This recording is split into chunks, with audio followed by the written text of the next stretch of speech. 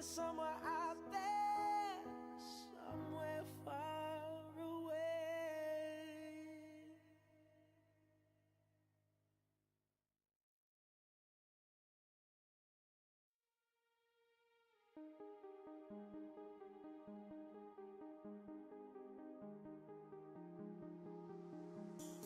High dive into frozen waves where the past comes back to life. Fight fear for the selfish pain, it was worth it every time. Hold still right before we crash, 'cause we both know how this ends.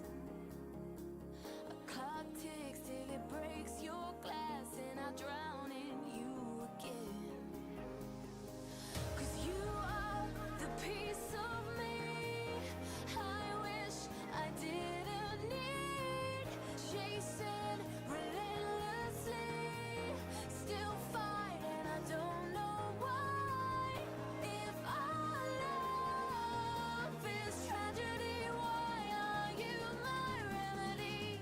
If our love insanity, why are you my clarity?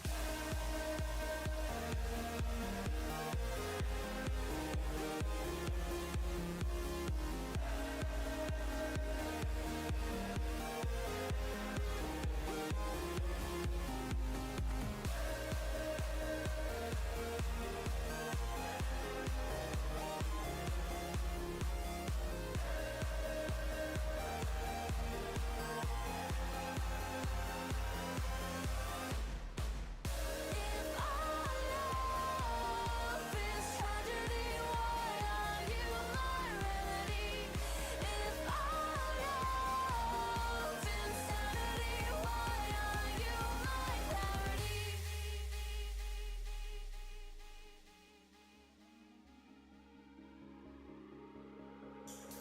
Walk on through a red parade and refuse to make amends. It cuts deep through our ground and makes us forget all common sense. Don't speak as I try to leave, 'cause we both know what we'll choose. If you pull, then I'll push too deep and I'll fall right back to you. 'Cause you are the piece of me I wish I didn't need. Chasing relentlessly, still fight, and I don't know why. If our love is tragedy, why are you my remedy? If our love insanity, why are you my clarity?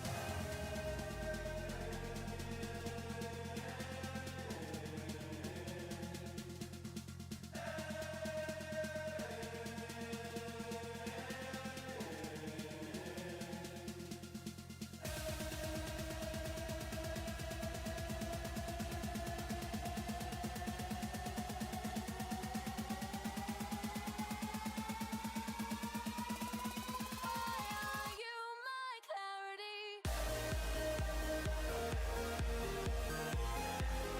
Why are you my remedy? Why are you my clarity? Why are you my remedy?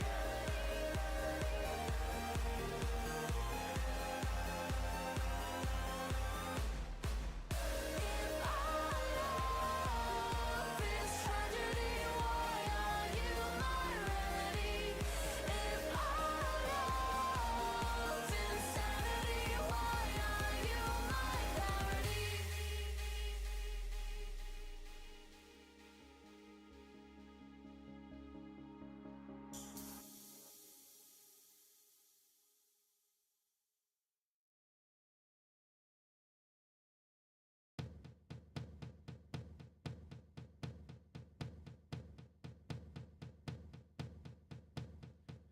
Give me a second, I need to get my story straight. My friends are in the bathroom getting high higher than the Empire State. My lover, she is waiting for me just across the bar. My seat's been taken by some sunglasses, asking about a scar. And I know I gave it to you months ago. I know you're trying to forget, but between the drinks and subtle things, the holes in my apologies, you know, I'm trying hard to take it back. So if by the time the bar closes and you feel like falling down, I'll carry you home tonight. We are young, so let's set the world on fire. We can burn brighter than the sun tonight. We are young, so let's set the world on fire. We can burn brighter than the sun. No, I know that I'm not all that you got. I guess that I just thought maybe we could find new ways to fall apart. But our friends are back, so let's raise a toast. 'Cause I found someone to carry me home tonight. We are young, so let's set the world on fire. We can burn brighter than the sun tonight. We are young, so let's set the world on fire. We can burn brighter than the sun.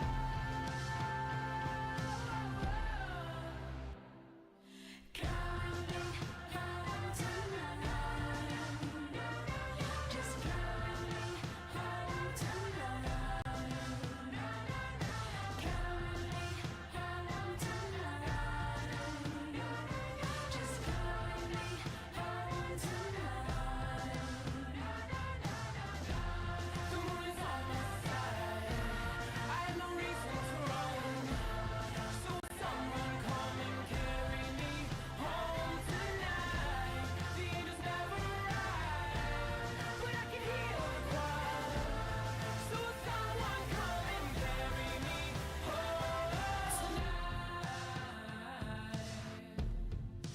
We are young, so let's set the world on fire. We can burn brighter than the sun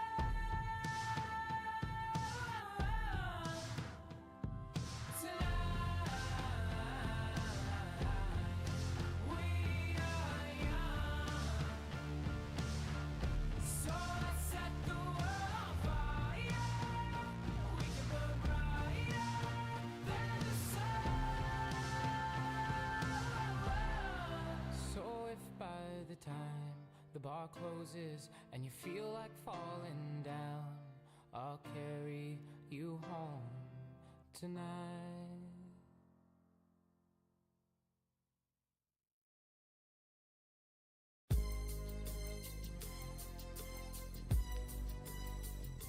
Hello. Hello. At buddy. As I walk through the valley of the shadow of Back at it again look at my life and real with update everything. Last time, trying to be friends bed.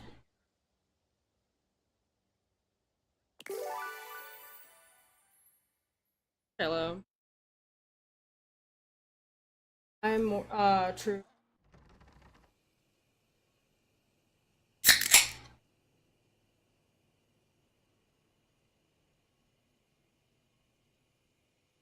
Okay. I still don't know what's going on with the dresser.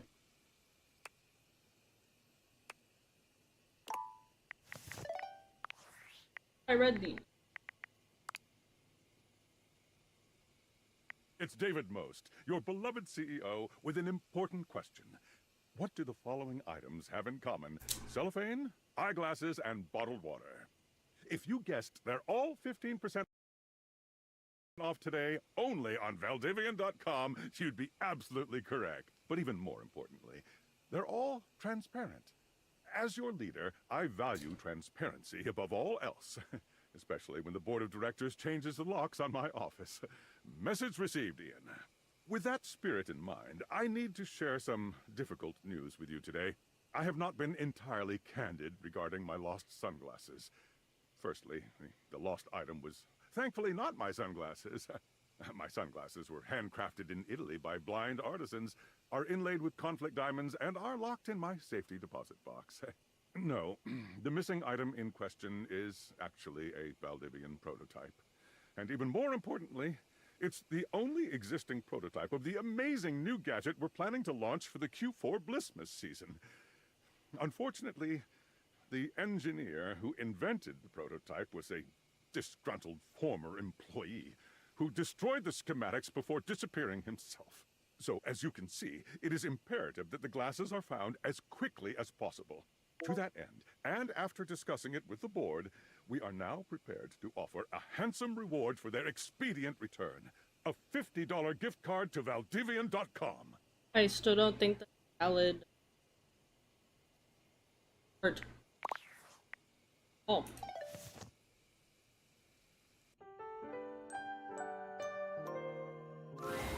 Nightmares are What nothing the new to you, but this terror standing in your room is certainly a unique experience. Spook! Jump scared It's by hard the to dating even make game. sense of what you're seeing.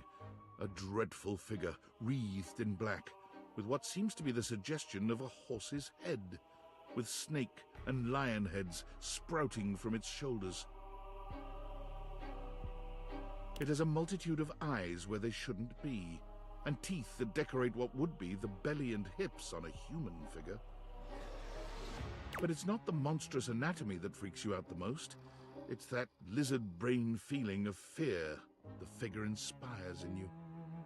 You want to run, but by some miracle, you don't.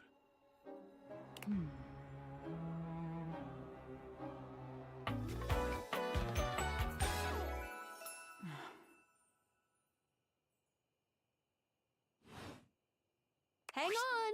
My content aware is going off. Nightmare is, well, just that. If you don't want anything too spooky, I'd recommend skipping this one. You cool with that? Or you want to skip it?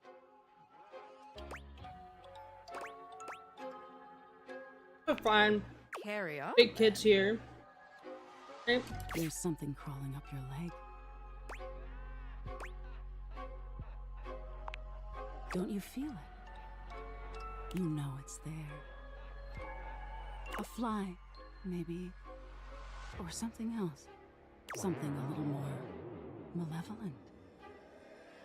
A little more vicious.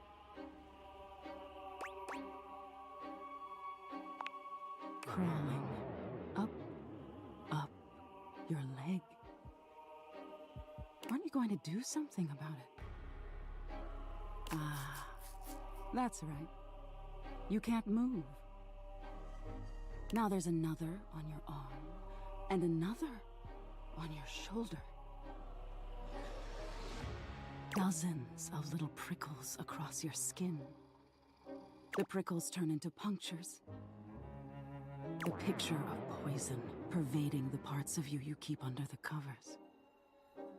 There's an itch by your mouth as one pries open your lips, scurrying down from your cheek.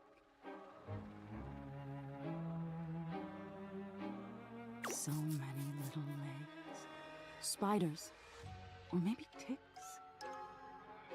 Another crawls across the curve of your ear, and you hear it.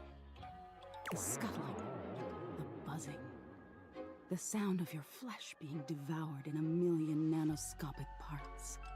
Whatever they are, they're eating you alive.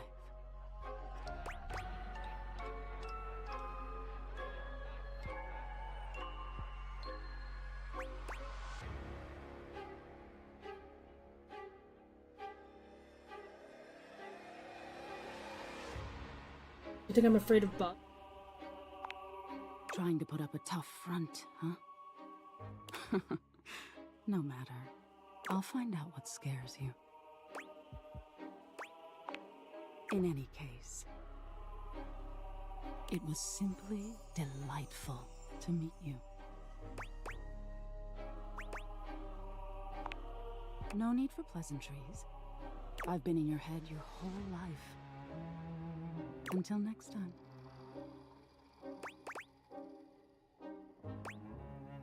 Wait, I see you again. You'll see me sooner or later. But if you want it to happen sooner, they say coffee at midnight is a good way to invite the darkness in. Sleep with one eye open. She fades into nothingness with one last creepy laugh. Okay then.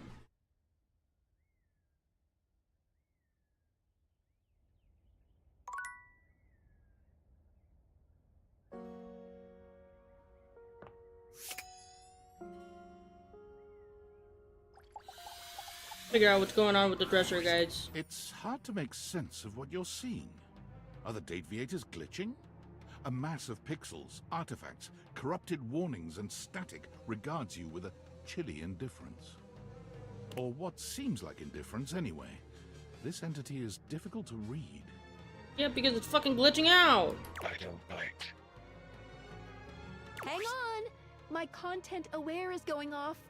Damon is a glitch, and because of that, he can break some of our usual chipper tone and get into true spooky territory. You cool with that, or you want to skip it? Just spooky stuff. Carry Don't wear on. your pants, guys. I think. Do I? Do you think? I fucking hope.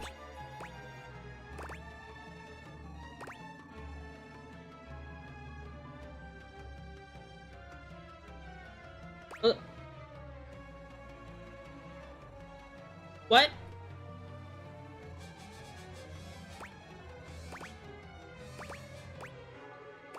He didn't say anything about eating. Why is that an option?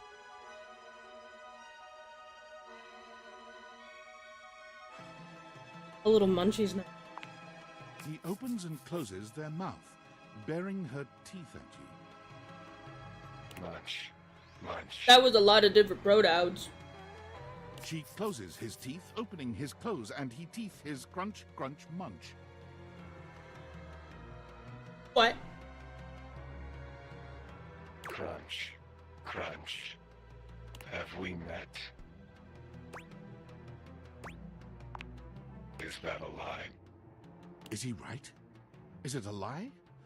Thinking about it too hard makes your head hurt and your nose bleed. It is. Yeah. Not yet. Not yet. Is this frustrating? It is. Not yet. How about now? It is. Would you tell me if it was? This makes me feel like a brat, dude. Well, you can't, so. Not yet. Would you lie?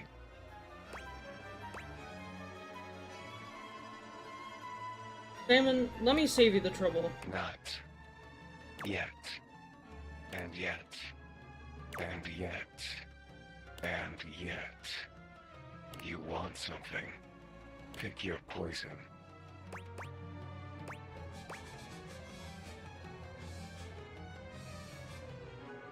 Demon ending?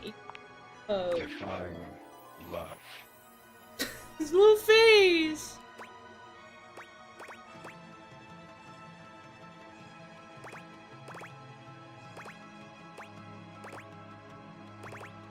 Love.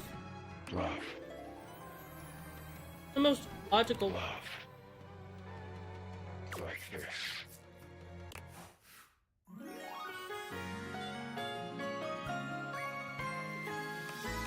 Love screen line. Epic. Done. That's Flirty giggle, chuckle. flirty giggle, chuckle. To a Reddit. See? No biting.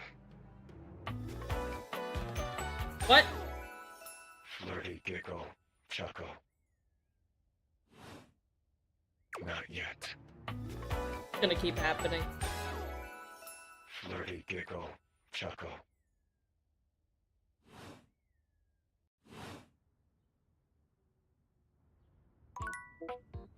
Good. Got a message.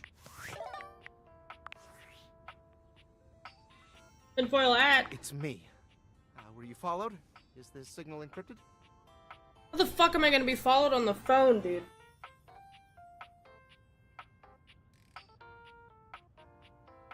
Huh? We're clear. I've been giving more thought to our previous conversation about the ethical implications of transforming inanimate objects into humans, and I've come to a realization. Okay. It's honestly not up to us whether an object should become human. It's up to the object. And if an object expresses desire for personhood, who are we to deny them? Makes sense. I did discover one other interesting piece to all this. After analyzing the data, it appears that certain objects can only become human if the Dateviator user possesses the necessary personality traits. I'm not sure why. I theorize it's because certain character attributes emit an energy vibration on the same resonant frequency as the molecules of a particular inanimate object. But in all honesty, it's likely a mystery that science will never solve. Okay.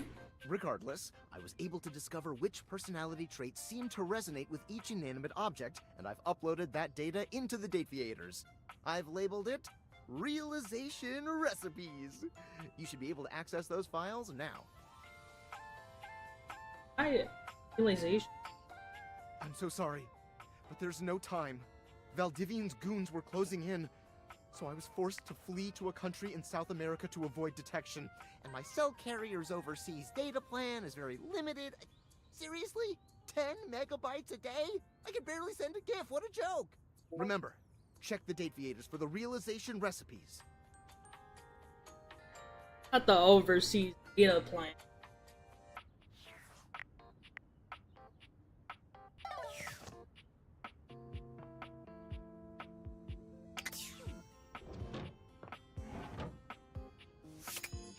Who we risen up next?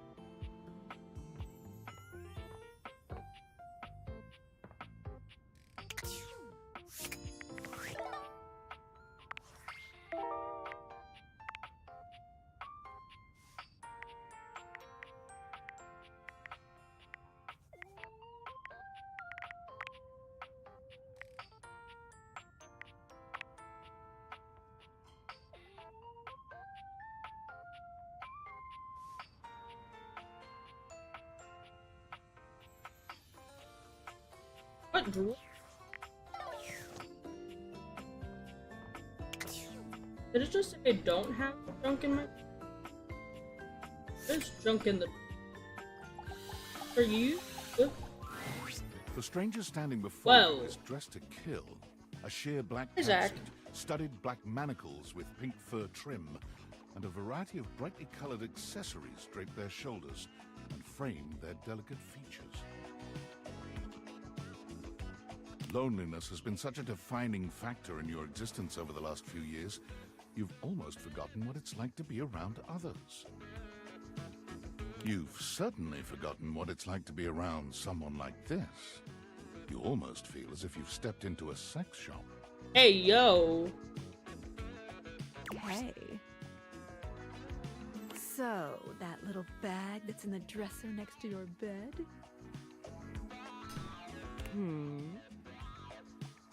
They're sex toys. Whoa! Toys? Pleasure is not a game, darling. Hey, Geo. Hi, Geo.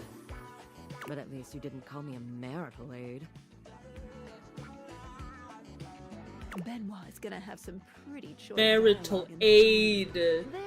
They're adults only. You want to skip me? That's fine. Hell no! I can have plenty of fun all by myself. No, let me in. I like this stuff. Okay, have funsies. There you are. I was beginning to think you'd forgotten me.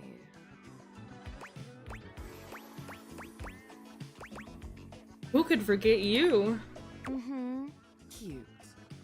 I'm Benoit, your partner in pleasure.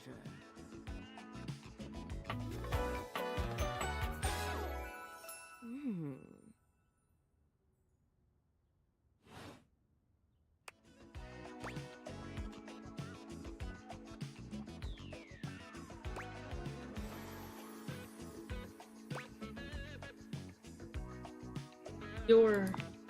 What many call sex toys, yes. I prefer to call myself your ruin. Well, It's really about time you came to speak to me. Given the way we met, someone less confident than me might really take it personally. They look at you expectantly, raising an eyebrow. You do remember the way we met, don't you? in a shop? I bought you? You think you could afford me? Please, no, that wasn't it.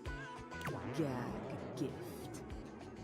They look absolutely disgusted. The only way to strip the word gag of all its appeal. Some friend of yours thought they were hilarious.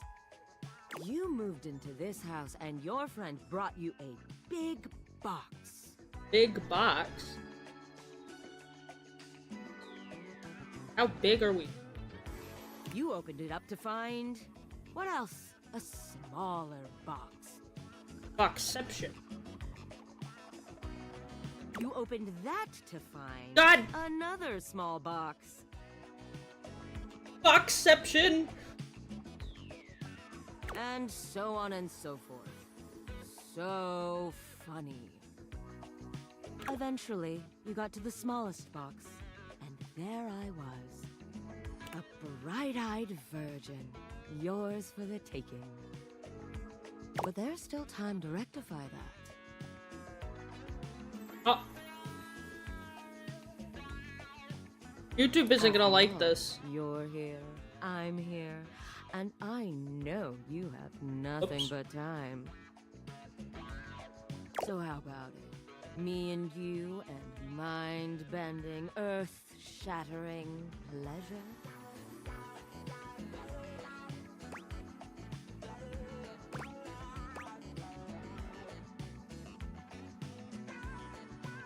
I normally would pick this. Oh, we're talking to it. So I think... oh, hell yeah. I knew you couldn't stay away much longer.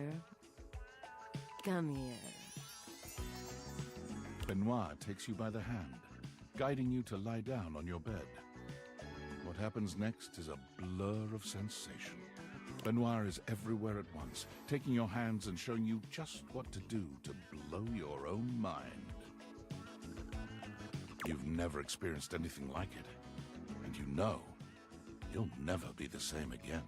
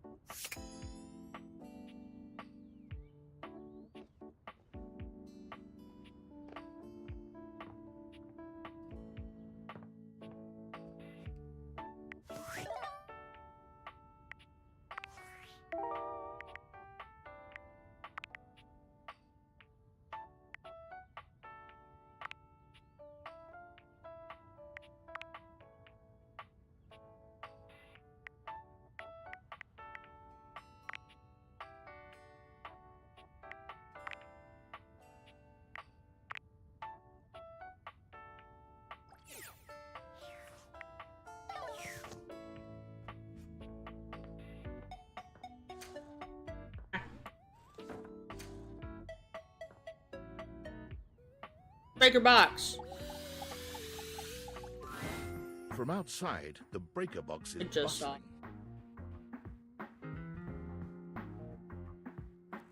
That after. You push open the heavy door, but the first thing to grab your ears isn't the dulcet tones from the stage. It's the aggravated whispers of a heated and private argument in the corner between Eddie and Volt. You should be resting. I'll add it to the list. Eddie. There's no time, all right? There's too much to do, and unless you want us to blow a fuse... We're not going to blow a fuse. Though you might if you don't relax. Everything is well in hand. Look, fine. Just a few hours, but only if you swear you'll keep me updated. Have I ever failed you before? Obviously not. I'm serious, Volt. If it gets worse, you come get me. Clearly not fully convinced, Eddie chews on his lip. Finally, he turns, blowing past you with barely a nod. Ah, live wire. Volt's whole demeanor shifts as he notices you, and you feel just as tingly as the first time. How delightful. You're back.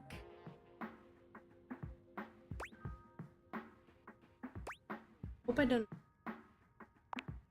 Hmm? Oh, nothing of consequence. Administrative responsibilities, you know. I wouldn't want to bore you with the details. Volt's eyes shoot to the lights, and immediately back to you.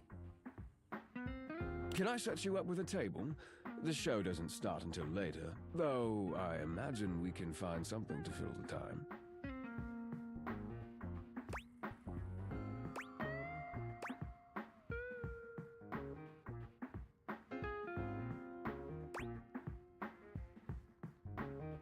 Feels like you're trying to... Hang on. For a split second, Volt seems caught off guard.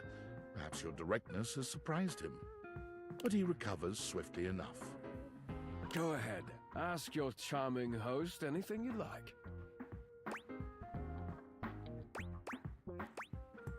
How does the... Oh, it's a simple power surge. If you tell me you've never seen a power surge before, I'll know you're lying.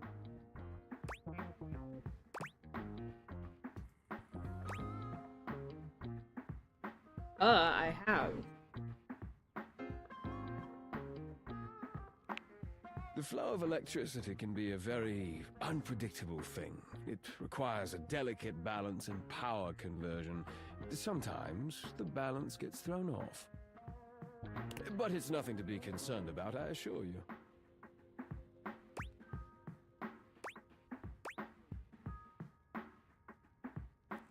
Well, I need to do something.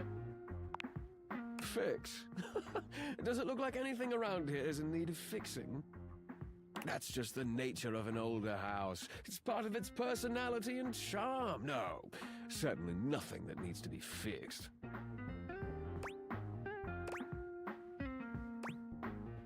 The house isn't that old? Well, in human years, perhaps. Things age differently depending on their use, and I would say this house has been well loved, wouldn't you? I don't know if I like how he's... I really have an excuse. I'm simply trying to answer your questions. No, you're just saying.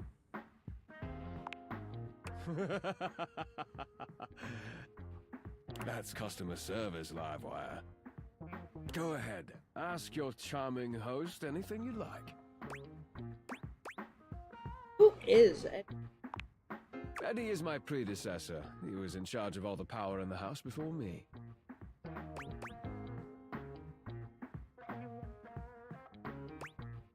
Was? Very astute, Livewire. I supply, filter, and regulate all the power in the house. That's all you. Why is Eddie still? You mean why haven't we just thrown him away? He has decades of experience here. You might say he still has his uses. Go ahead, ask your charming host anything you'd like.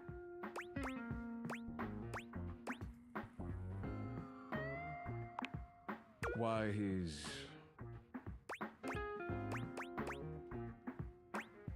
So focused. Ah, yes. He does tend to take the work quite seriously. Go ahead, ask your charming host anything you'd like. Those are all the questions. There. Excellent. Nothing to hide. Now, why don't we move this into a more pleasant atmosphere? The lights begin to flicker again. A familiar occurrence by now, but this incident feels different. It lasts longer than it should. The buzzing feels ominous, almost like a warning. My apologies, Livewire. As much as I'm enjoying our conversation, there are a few things I must attend to.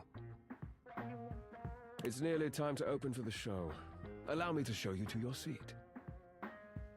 It does feel like your seat now, even as the power continues to surge and ebb. The lights flicker, the bulbs buzz and drone. The crowd thickens and murmurs anxiously, beginning to grow restless, until Volt finally takes the stage. We've got a real treat for you tonight. According to him, he is a new musician no one has ever heard of. And if they think they have, they're wrong, or my name ain't Johnny. P.S. Don't read that part. Well, read it, but don't say it out loud, for damn sake. It's Steamy Hendrix! There must be some kind of way crowd here. They'll sell the shampoo to the soap. Hey, there's too much a conditioner. I can't get no scalp relief. And then I got this guitar solo planned. And I'll be damned if I know how to play the guitar, but I'll learn it a cappella for you. It goes like this. Wow, wow, wow, wow, wow, wow, wow. No one knows more about stinking than Jean-Loup, and this smells like a big one. A turd named P.U. I always appreciate feedback from other artists. That wasn't feedback, darling. That was backwash. You're right. The tastes of audiences are fickle and ever-changing. I'll retool my act once more. That'll fix it. The show concludes, mercifully.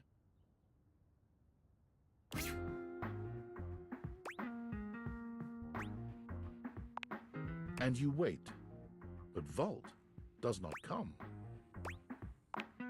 You get up to leave and you notice Eddie, quietly closing the door to the back room and shuffling to the bar to fix his drink.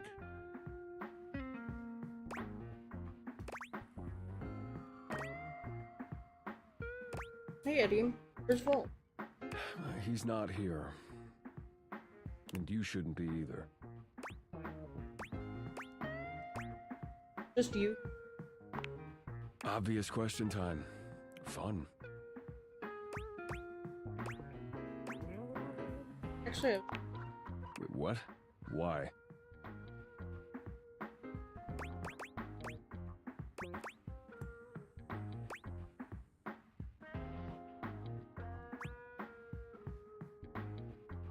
something's wrong in this. Why do you think that? Did something happen?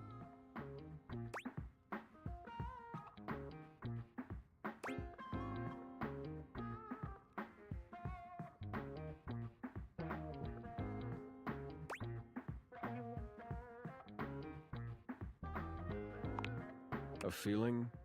And what's giving you this feeling, exactly?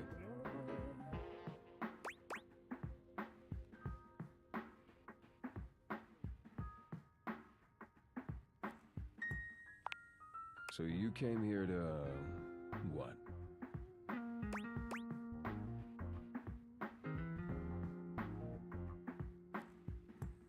Oh.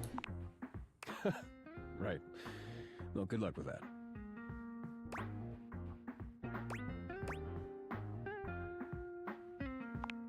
The hell do you expect me to do about it? Volt's the one who runs the power here. If there's a problem, let him handle it.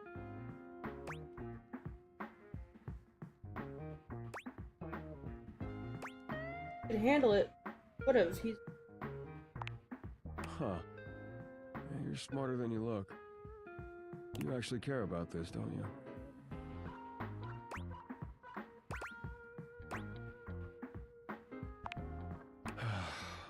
Damn it.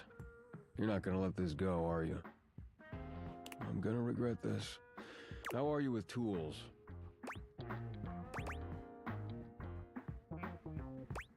I'm born to screw. Well, good enough. Come back after tonight, ready to work. What kind of work? Do you want to help or not?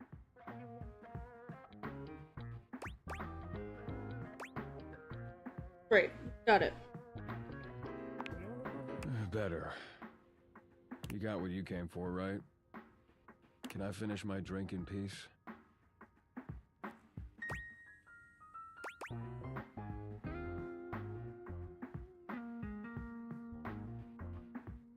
Gonna be working. Oh, I'm regretting this already. You're not gonna go away unless I do a formal introduction, is that it? Please? Eddie. My name's Eddie, which you already know because we've met.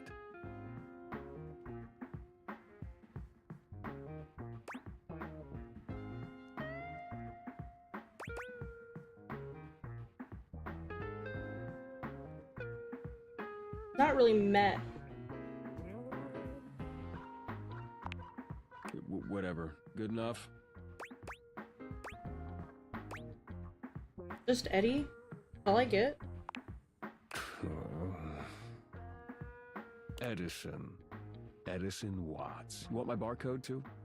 Look, you'd better rest up if you want to be useful tomorrow. Unless you've changed your mind.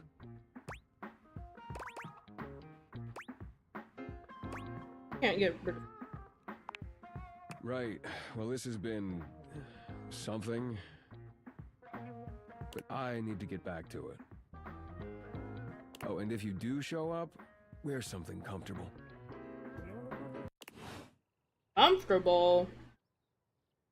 Hey, yo!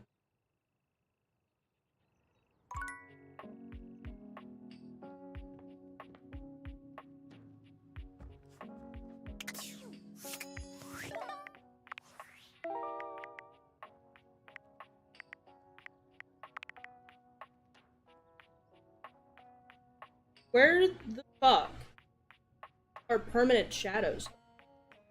Do you know? Because I don't.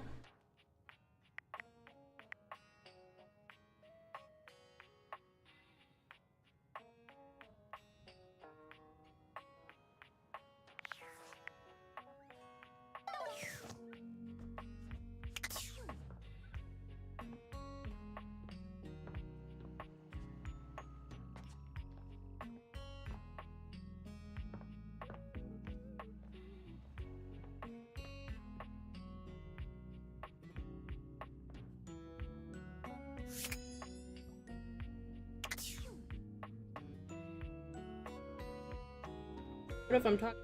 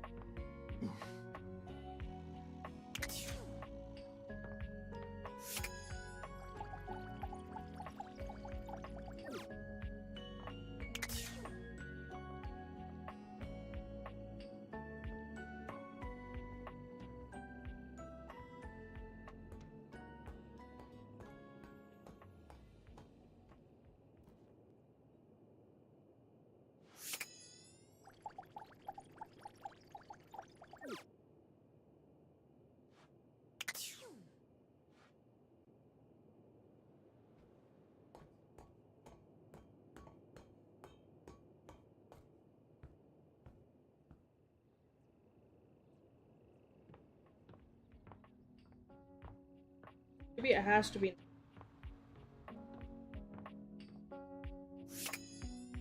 That's the wood.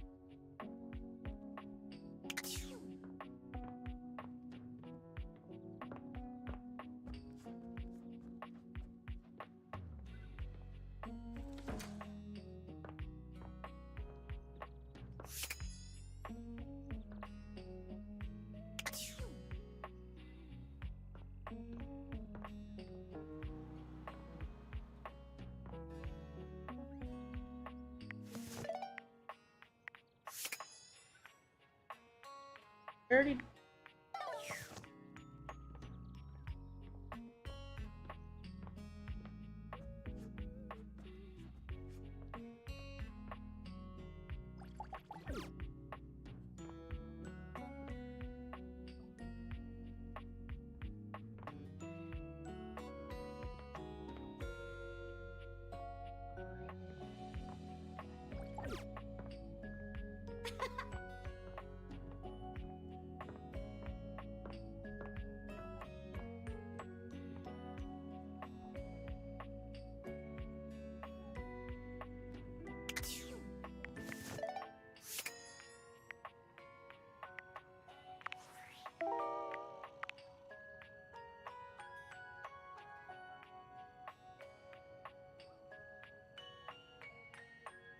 Do I cheat?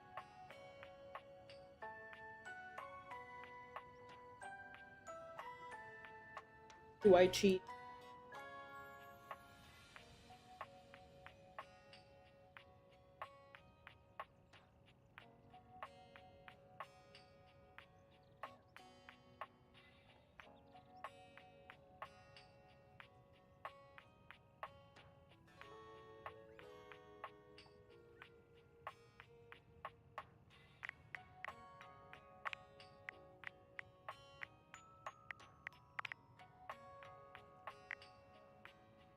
Do we talk to the toilet then?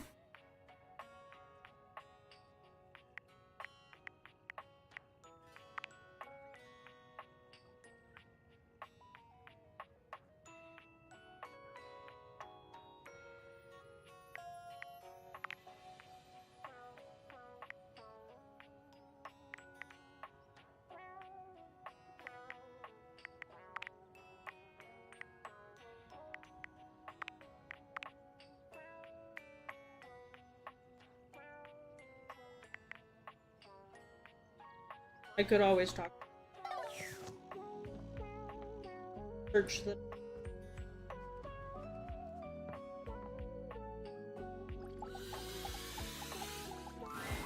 It feels strange to walk into your bedroom with so much tension in the air. After all, this is where you go to relax and recharge. But you told Betty you'd give her the day to consider her confession, and now she waits for you, seated at the bed like usual. You're struck by the realization that no matter what happens here, everything will change from here on out. Thank you for coming. I hope you got a good night's rest.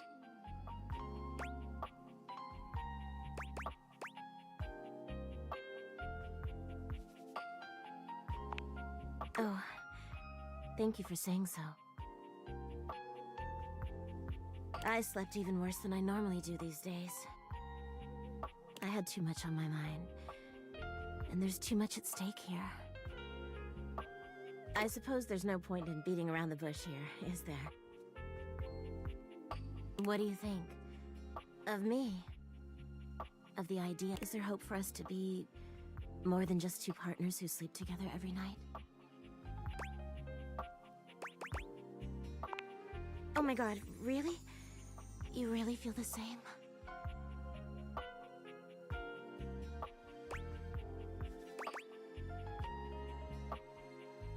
Whoever heals for you. I can't believe this is happening. I always thought this was a fantasy I'd take to the junkyard.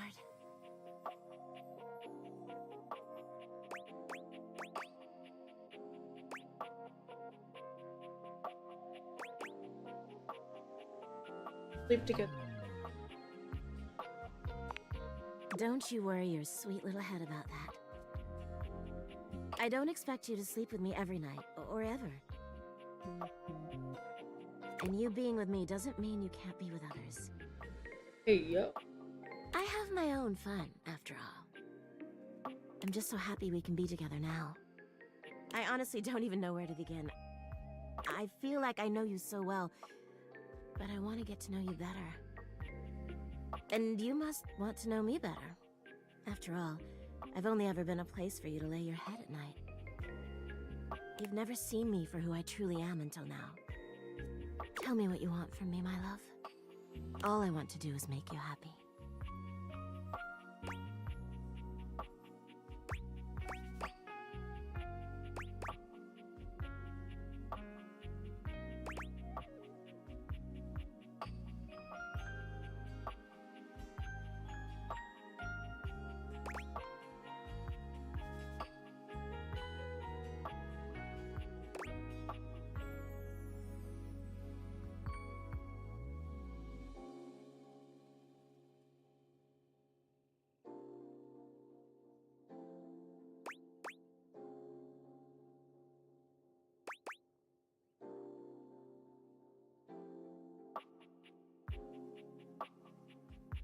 Between one.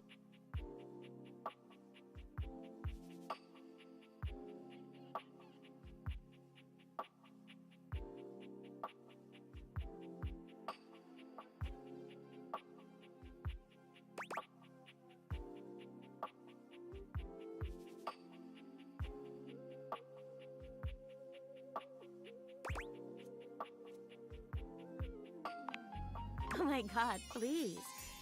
I would love that more than anything. Where shall we go?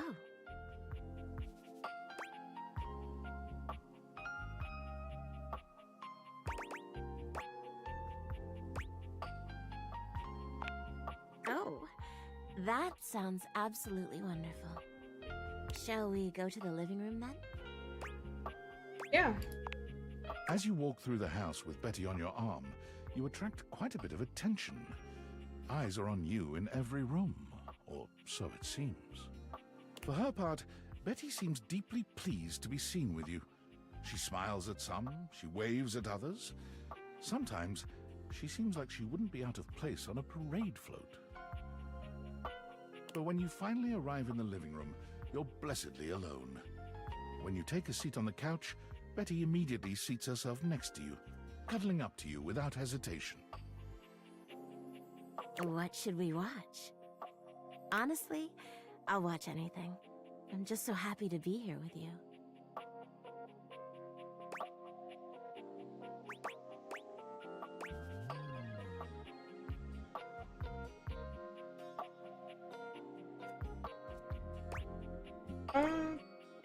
Horror movies.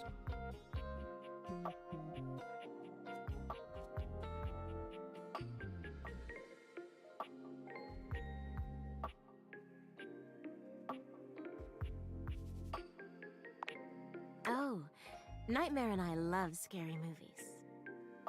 Just hold me at the scary parts, alright? The movie is enjoyable, but Betty's presence makes it all the more so. She rests her head on your shoulder, sweet and inviting, and you can't help but wonder.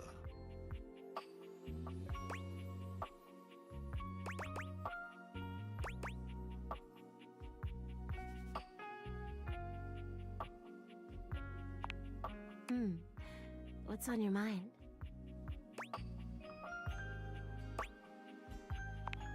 Oh my god, I thought you'd never ask. You and Betty make your way upstairs, hand in hand, giggling like teenagers. You've slept on Betty for years, but never truly slept with her. Tonight is a night of firsts. After tonight, you'll never look at your bed the same way. Your room becomes a tangle of sheets, of bodies twisted into new and exciting positions. When you finally do go to bed, you sleep better than you can ever recall. Betty's soft warmth surrounding you, even in your dreams. This truly feels like the start of something beautiful.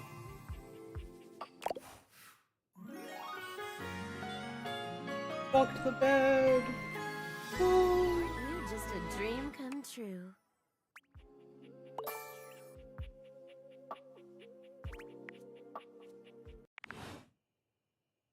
Okay.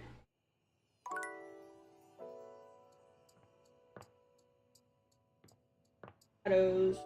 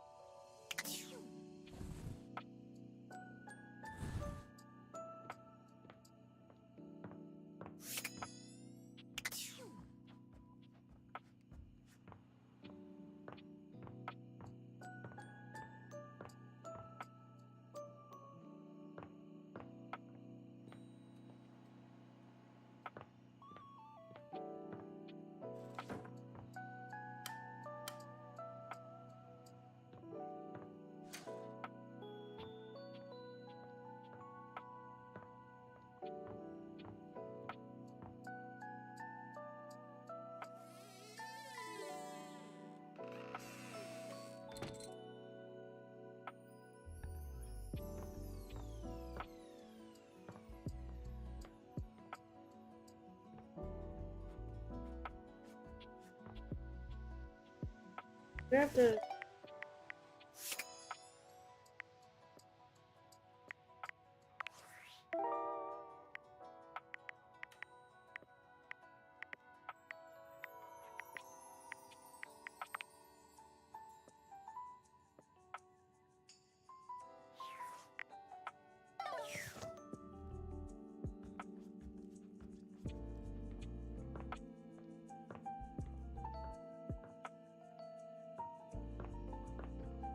Nope.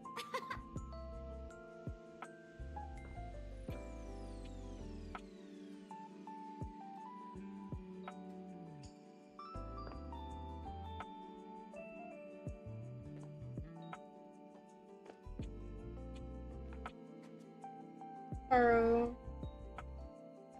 Not the globe. The globe.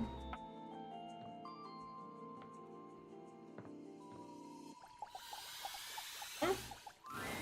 There's a presence in the room with you. You're sure of it. But you can't make anything out in the darkness. As you search for whoever it might be, they address you in somber, funereal tones. As the light fades and dusk draws, all hope becomes despair. Do you wish to proceed? Is that so? Let regret not fill your heart then. Why would I regret anything? Hark! For your greatest fears manifest in yours truly. A monstrous creature takes shape from the darkness itself, a terrifying amalgam of bones both human and animal, grotesque, clawed fingers, and seething, swirling shadow. From brazen earth to the heavens most incorrigible, the shadows quiver, the shadows quake and quail. Light has no purchase here, for I am XXX Shadow Lord 420XXX! Exclamation point.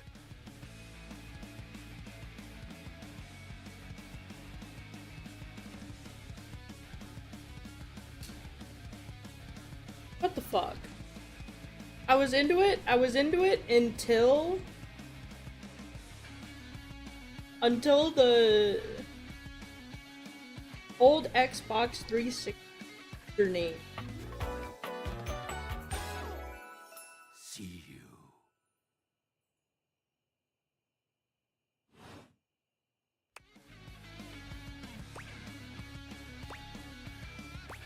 Sweet handle. Of course. I am darkness incarnate. From now on, you are my penumbra. Big word.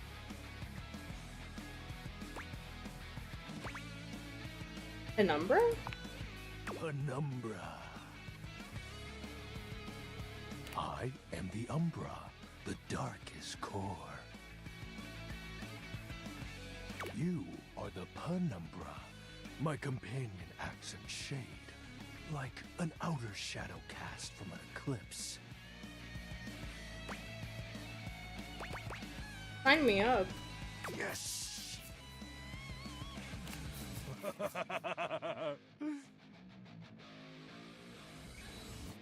So tell me, Penumbra, what brings you to the call of night?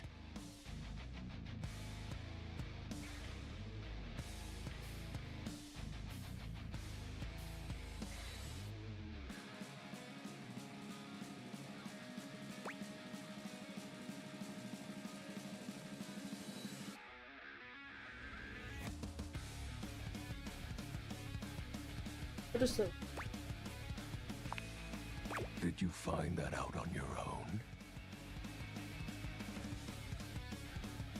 Or did you use a hint?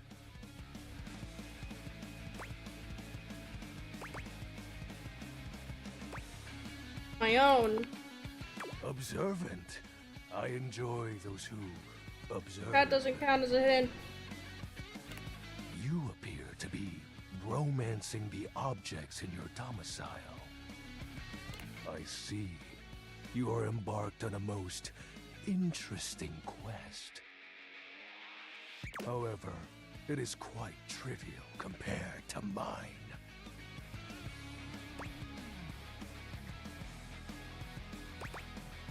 What are you trying to... As you can tell, I am dreadfully powerful. However, my true potential has yet to be unleashed. Bask in the shadows and remember. That sinking feeling you get when you turn off the lights as you return to your bedroom. Then this eerie primal instinct to hasten yourself kicks in while your heart begins to rumble with fear. That, my friend, is but a lick of what true darkness can do.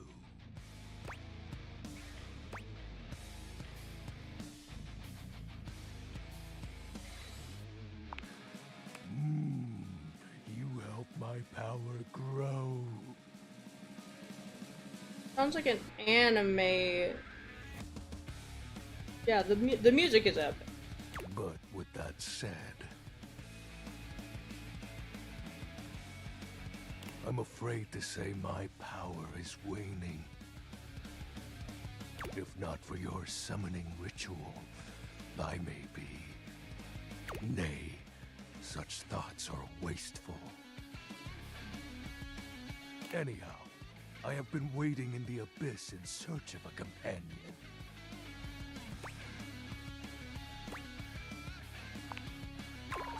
Such feelings are unnecessary, although not unwelcomed.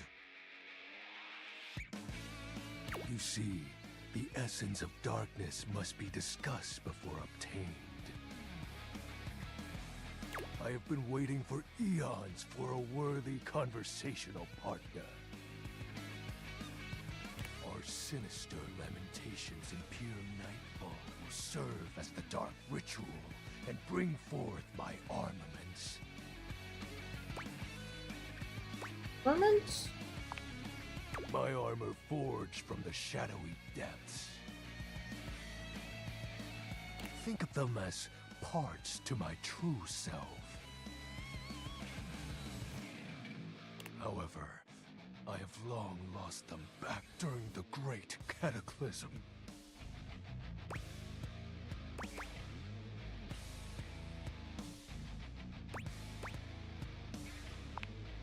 Naturally, but I am equipped to ease your wandering mind.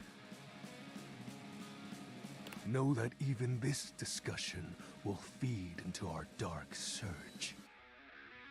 What troubles you, my penumbra?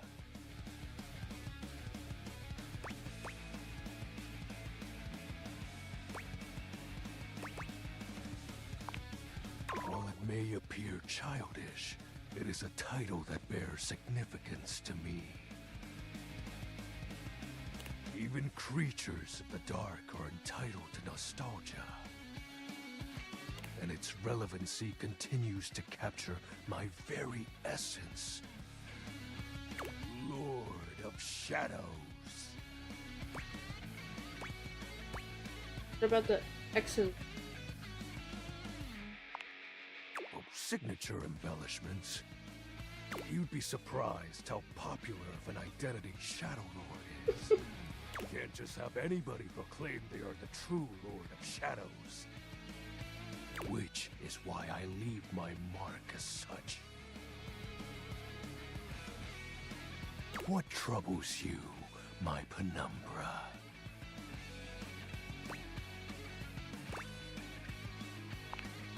I'll have you know that these aren't just any normal raiments.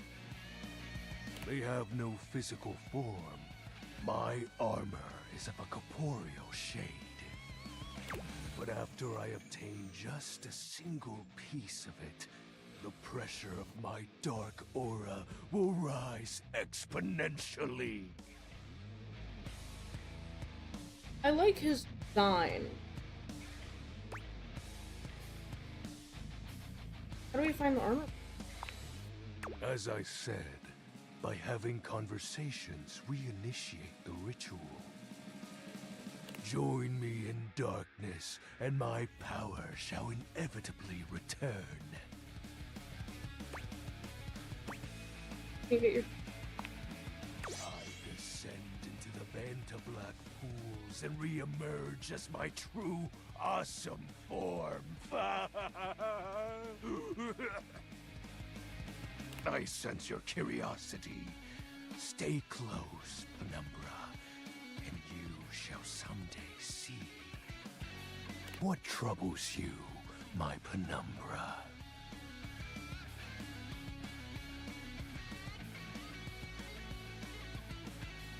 He sounds a bit like he's starting some XXX. I mean, you're not wrong.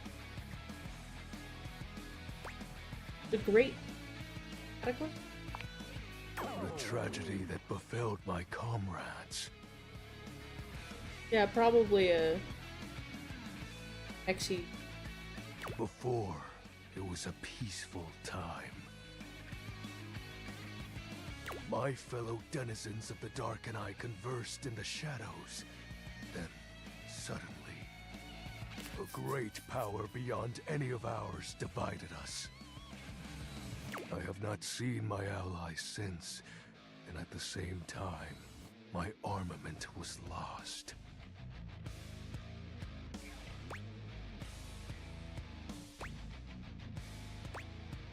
What was this? It is an unexplainable force beyond reason.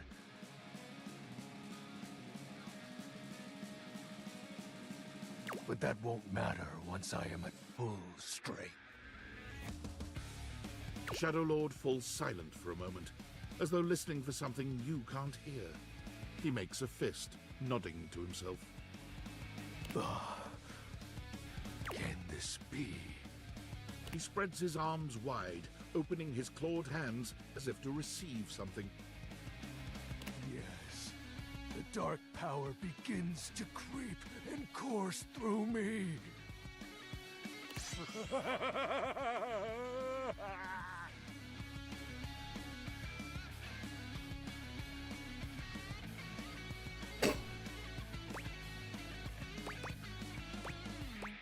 The dark. I knew I had a good feeling about you, Penumbra. A piece of my armament has returned. My soul quivers with might.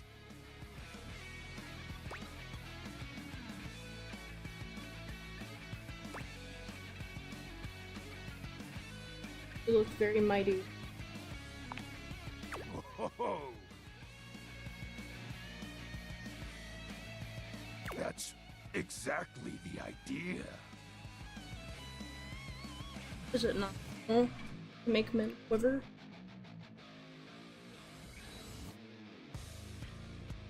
I thank you for awakening me. Encountering you has been the most exciting event in a very long time. For now, I shall relinquish you. Return to your quest. Oh, and no need to reinvite the light. You're now a denizen of darkness, after all. Unless being in the dark brings about a fearful sensation that tickles your heart too fiercely. Farewell.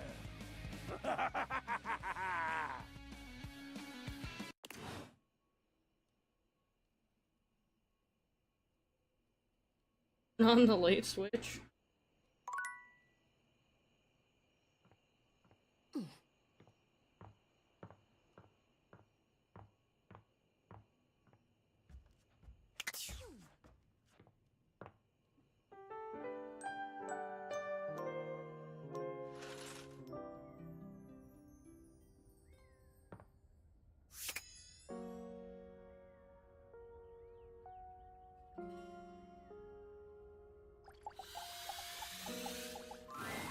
For a moment, you wonder if your date-viators are malfunctioning. But no, the fashionista standing before you is just that dazzling. They are dressed to kill. Abs on display and lighting all along their body, bathing them in a soft glow. A ring of light surrounds their perfectly coiffed blonde hair, giving them the appearance of an angel. And perfect lighting no matter which way they turn. But it doesn't take you long to discover the angel comparisons end at their appearance. Hey, betches. It's me again, Lux. Not Lux! You Rudy bitch. Yes!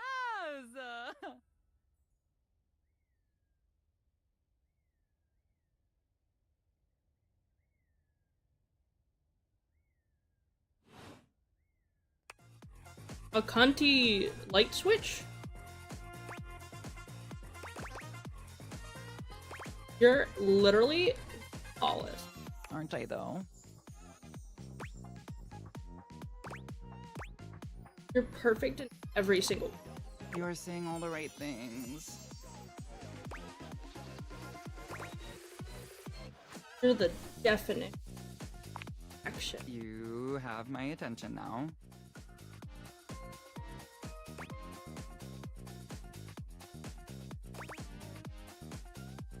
Never change. Because you're simply the best. At everything. Okay. Now we're dating. That means that you need to follow certain rules. Oh no. You must be dressed to impress at all times. You must take me out to the most chic restaurants for every meal. We will only have sex when I want to film something for fans only.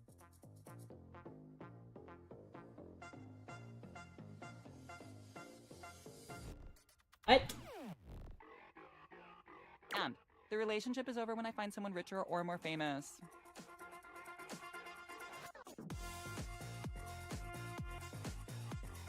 Damn. Sound good? Sounds great. Congratulations! You won! To riz up all the bitches. Gotta tell him. I already was. Oh, I love you! Or something. IDK.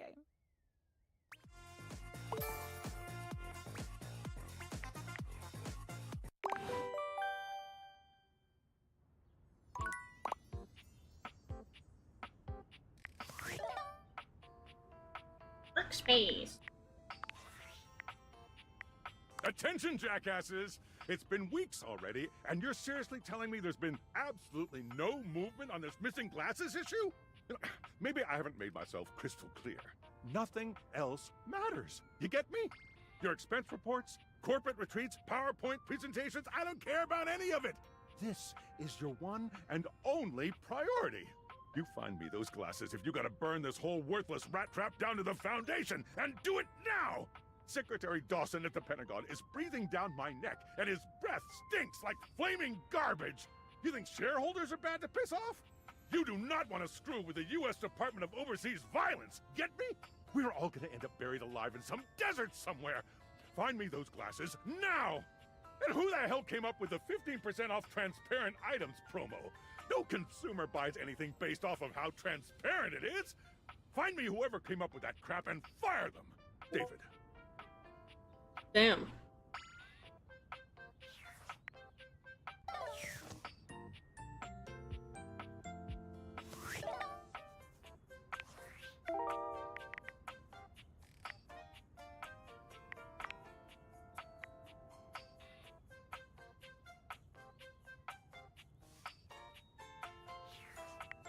Good talk.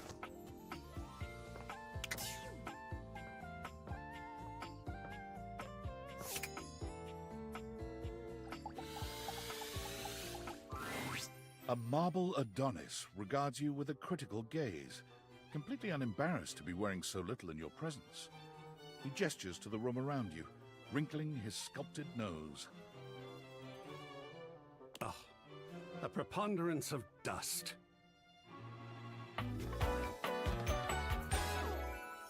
Oh. It was 10:01, dude. The price tag down here, dude. I'm so glad you're here. As the owner, the curator of this house, I feel this must be brought to your attention. Just look at that. The dust has created almost a cake-like texture. Like a cake-like texture. Makes it next to impossible to divine any detail or subtlety the piece may possess.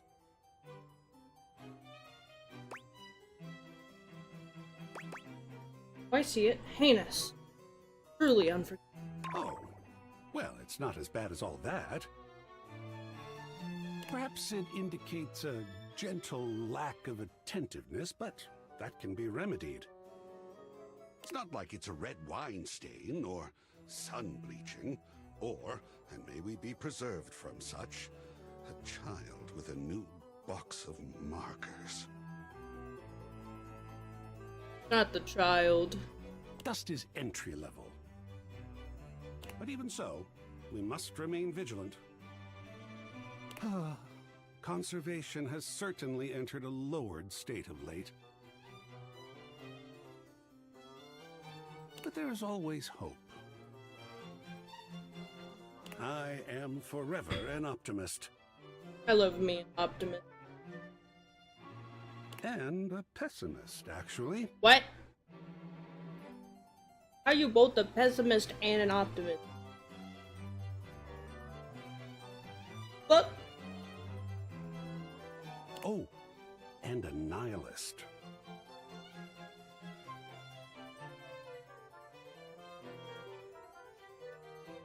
I know that's,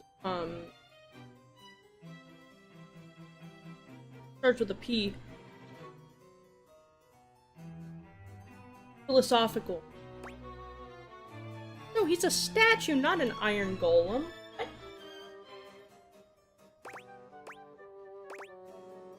Okay, wait. How can you be all of those? Excellent query. I am art. All and sundry, great and small, art. I am a towering intellectual achievement of profound psycho-spiritual depth. I am a wonderfully ridiculous and whimsical court jester to you, the monarch. I am a passionate, sensual bacchanal. I am a reckless, devil-may-care risk-taker. He sweeps his arms in a grand gesture, striking a pose that makes him look like the ancient statues he's modeled after. I am art. Sacred paint, I just love introducing myself. Wasn't that fun?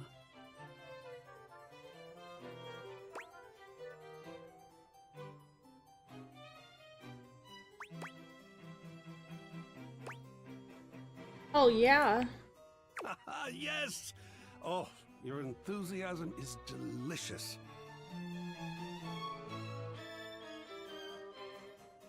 I swear if I could eat enthusiasm, I would. I think it would taste like rock candy.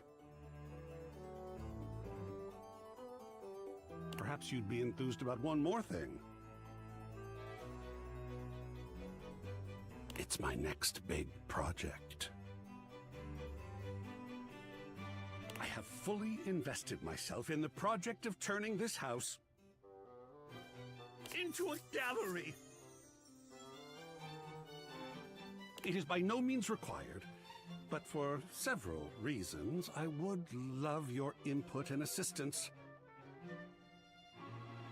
Would you care to join me? I've never had a co-curator before.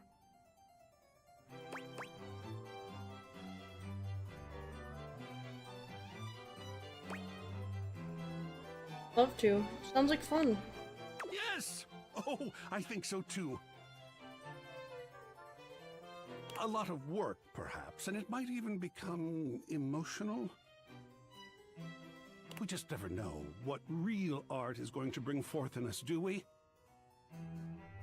Oh, secret paint, I love the journey. All right, I'll go prepare. I'll see you back here in a bit, and we shall begin.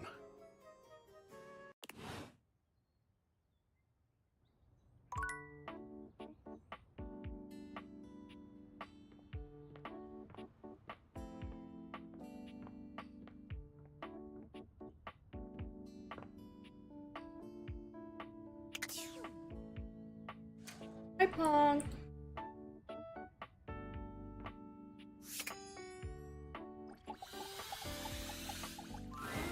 You approach the breaker box, and it isn't anything like you remember. It looks almost lifeless. There's no boisterous crowd, and the sign buzzing dully in the window reads closed.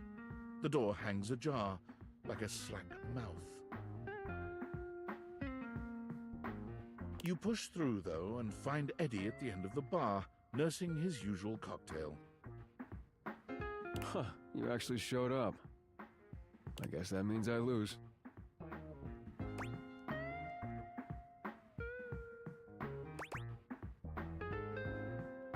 Of course I did. Good to know. Little inconvenient for me, but good to know.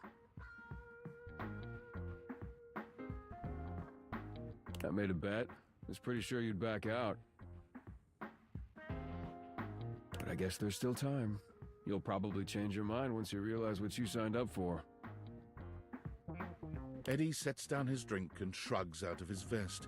He begins rolling up his sleeves.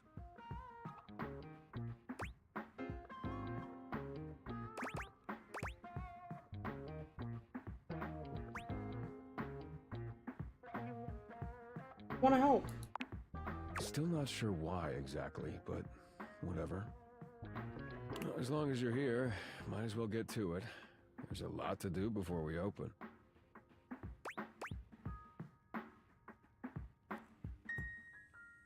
Good start. Usually I take care of all the maintenance after hours, but we've been so slammed lately, there just hasn't been enough time. Things are breaking down faster than I can get to them. And trying to do anything while the club is open is essentially pointless. There's always questions and distractions and polite conversation. It is the American way.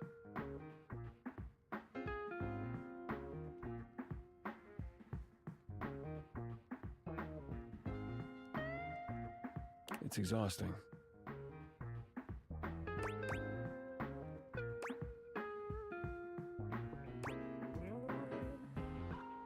Oh.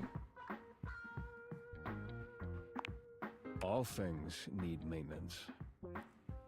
Nothing, no matter how well made, can function indefinitely. Eventually, we all wear down one way or another.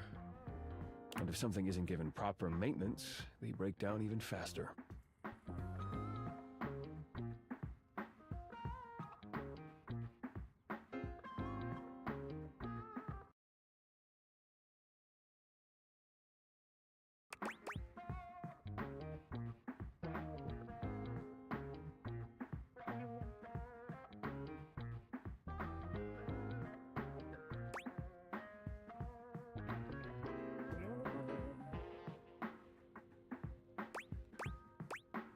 happens if the thing wears out?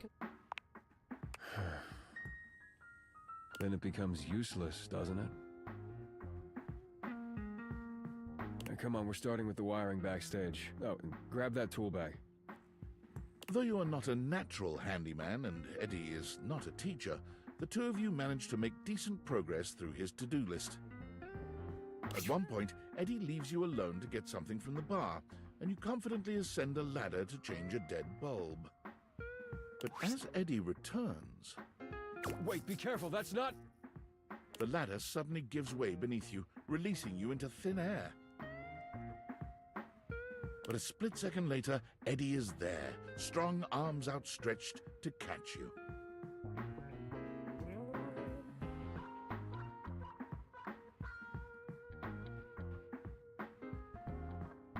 Hey, yo!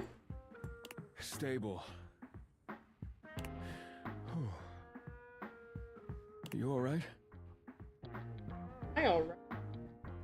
The customary ice in Eddie's eyes, just for a moment, has melted.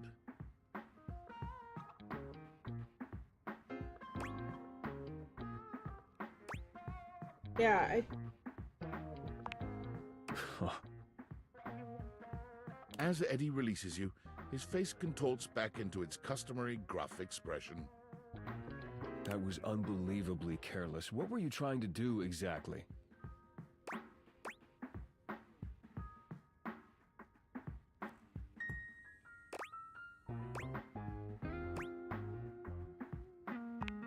I told you to replace the one behind the bar. The floorboard under these lights is loose, which is why I told you not to touch them yet.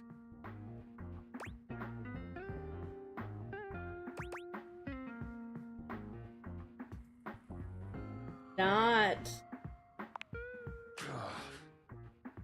Just pay more attention.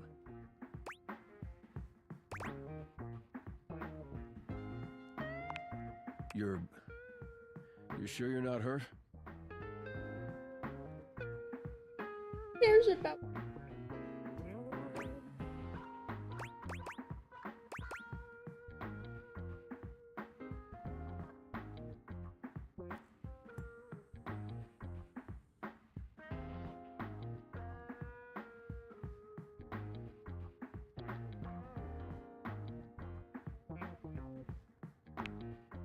Well, next time I'm just gonna let you fall.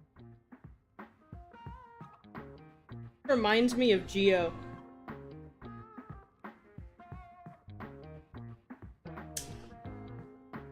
Now, go get the ladder and put it behind the bar this time.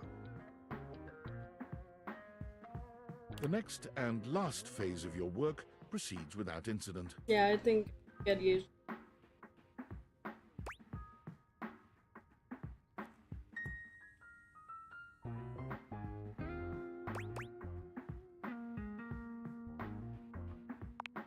You've done surprisingly adequate work, mostly.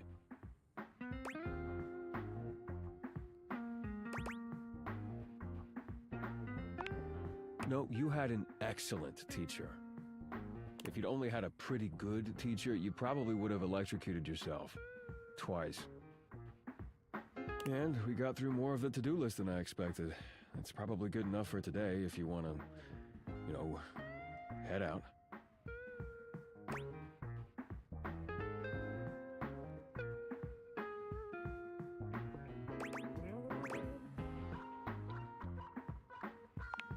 I suppose if you want to rest before you leave, that's fine.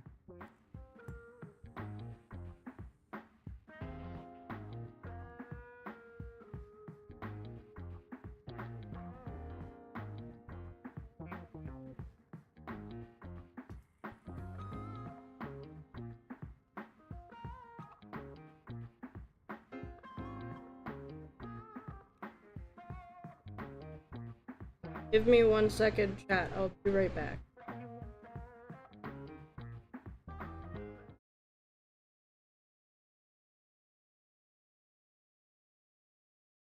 There's nothing left, 'cause I've been blasting and laughing so long that even my mama thinks that my mind is gone, but I ain't never crossed a man that didn't deserve it. Me be treated like a punk, you know that's unheard of. You better watch how you're talking and where you're walking, or you and your homies might be lying in chalk. I really hate the trip, but I gotta low. As they croak, I see myself in the pistol smoke. Fool, I'm the kind of G the little homies wanna be like.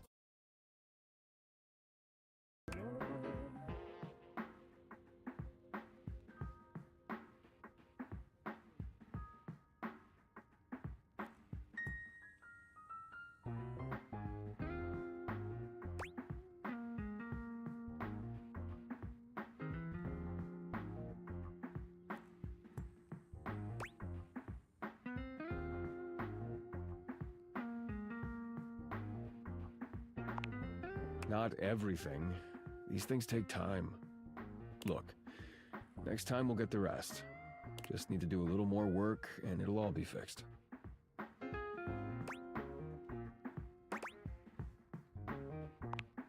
Yeah, I'm always okay. See ya.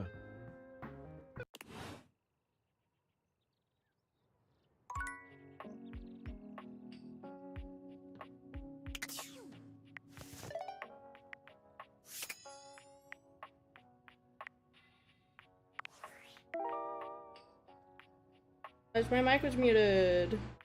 Let's go.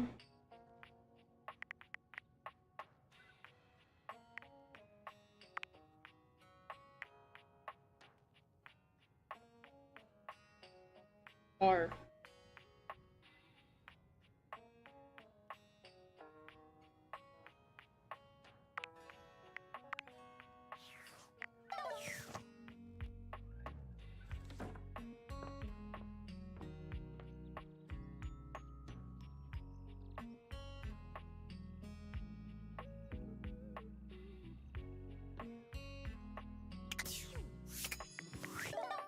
Boxes.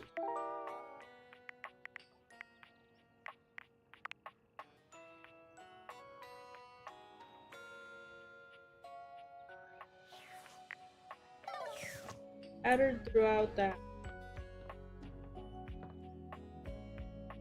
box. As you take in the sight of the adventurer standing before you, it's hard not to feel like you've stepped into one of those old adventure serials from decades gone by. Even though she's decked out in cardboard and masking tape, she looks like she's ready for anything. An extension cable whip wound around her arm and a daring grin on her pretty face. Oh, for God's sake, you're finally here!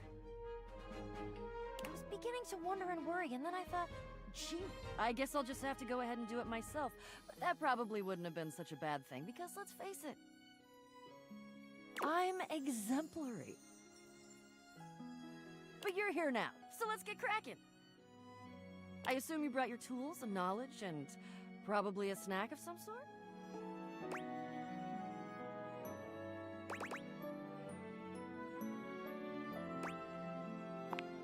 Oh, yes, yes, yes! Well said! Excellent point!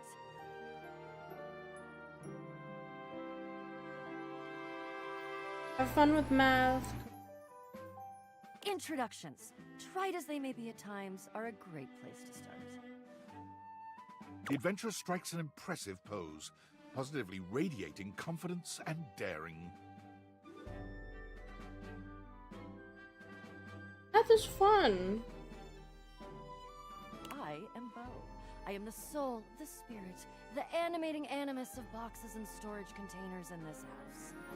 It depends on the math.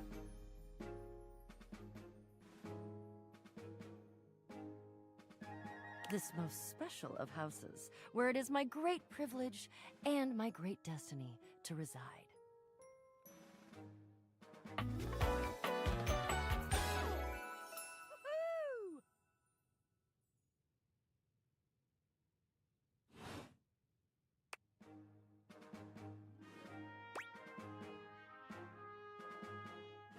Saying my house is the most special house in the history of houses. You might be able to tell from looking at me, but am an explorer. Whoa. I could never have guessed. An adventurer. Bye-bye, Kara. A rake. A rogue. A bounder without any of the really unfortunate moral overtones that those words have accumulated over the years. Think fun-loving without the using others for my own gain part?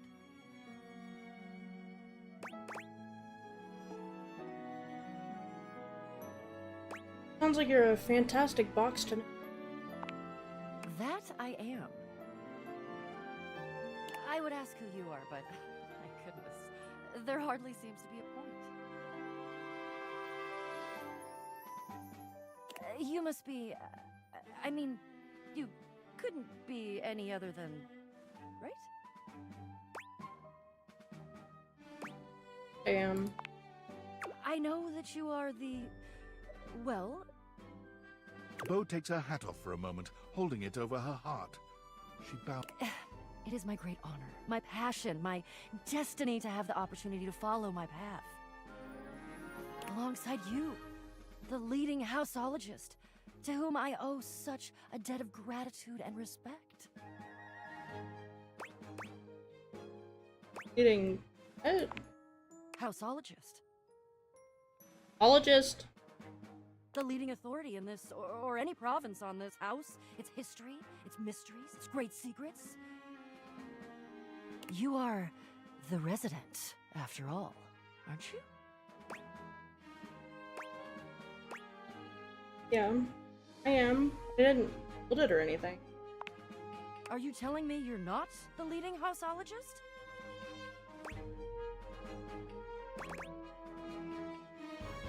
Nope. I just... Oh dear.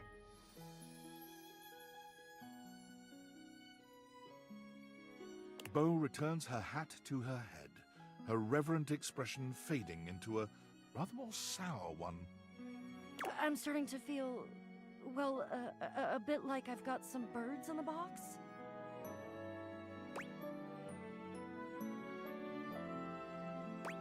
Oh crap.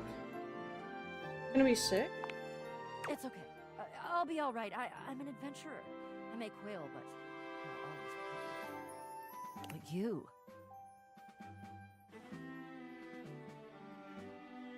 I may have already said too much.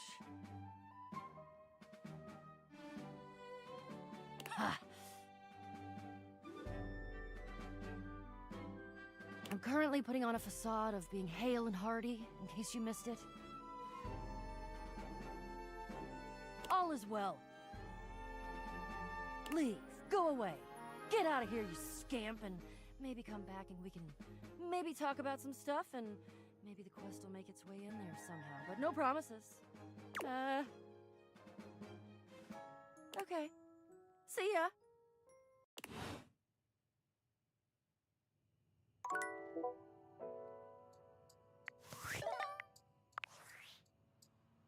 Tinfoil hat.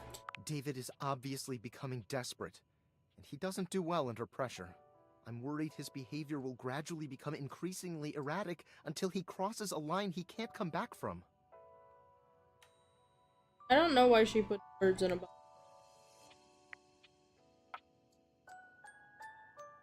You have no idea. I should never have put you in this situation. Naively, I believed as Valdivian's lowest paid employee, you would be safe.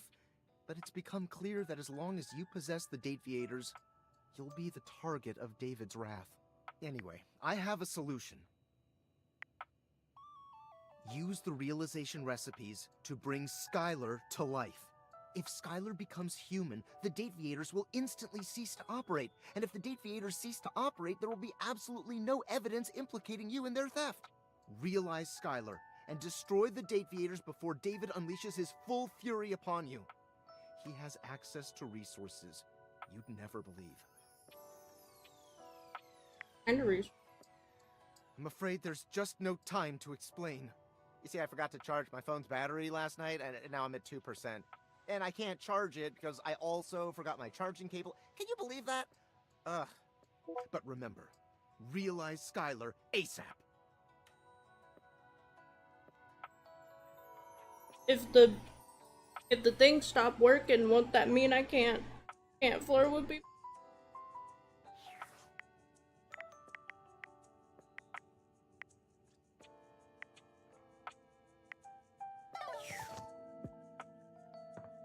Gotta talk.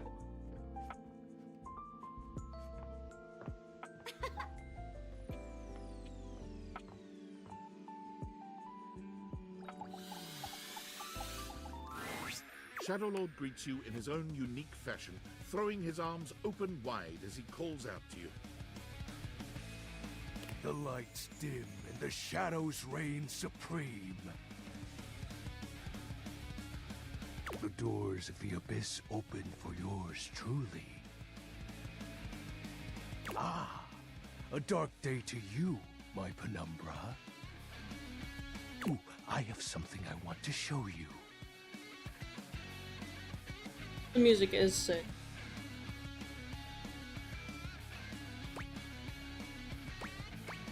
What is it? Evidence of my power returning. During our previous exchange, you questioned if our discussion was monumental in any way. Now, observe closely. Come to me, servants of the night! Shadowlord stands stock still, arms spread wide with his head tilted up. He seems to be waiting for something. Ooh. Ah. Ooh. He starts, turning to look at something you can't make out. He points triumphantly. There! Do you feel them? Oh, what? You feel a tickle at your leg. Oh. Is something crawling?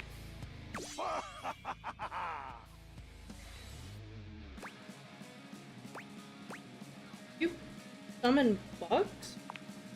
These many-legged, mischievous nocturnal critters hide in the dark until true darkness. Then they prey at their peak in the shadows. Do you believe me now?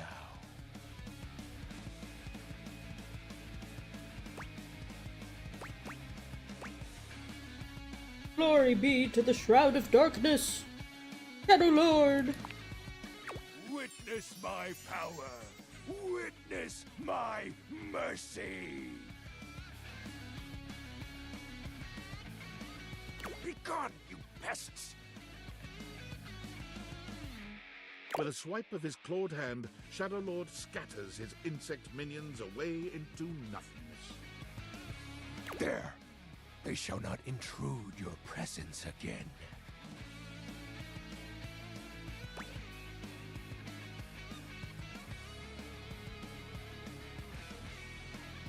Thank you. I am merciful for your thankness, granted human.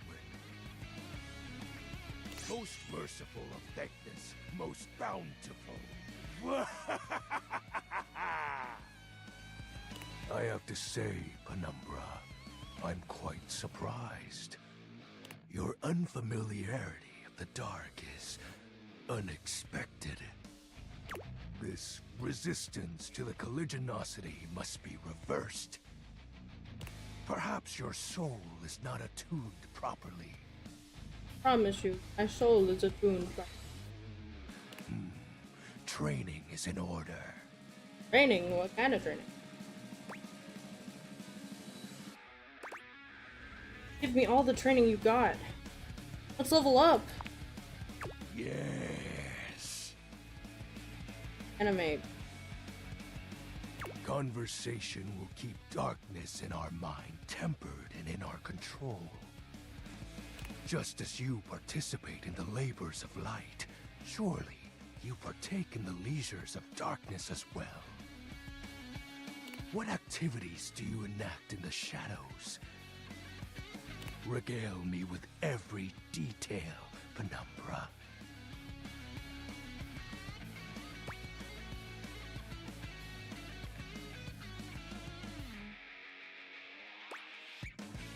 Private. Elaborate.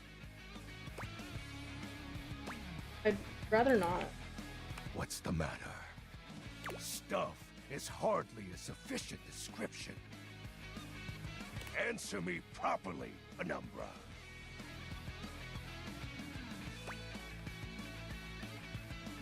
You know. Excuse me?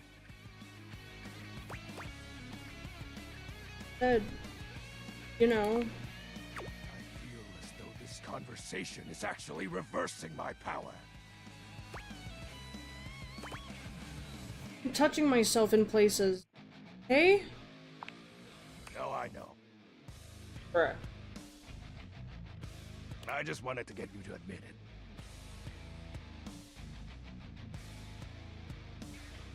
it. Huh? The sounds that escape you echo far, you know. Damn. I wouldn't be surprised if every object in this house has heard them. This is embarrassing. You are just exhibiting good health.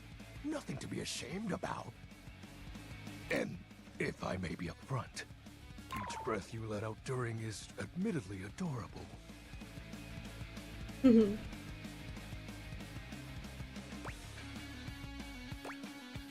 Go on. I will when I'm ready. I am grateful to you for providing me more insight into your life. Behold, our corrupted bond grows.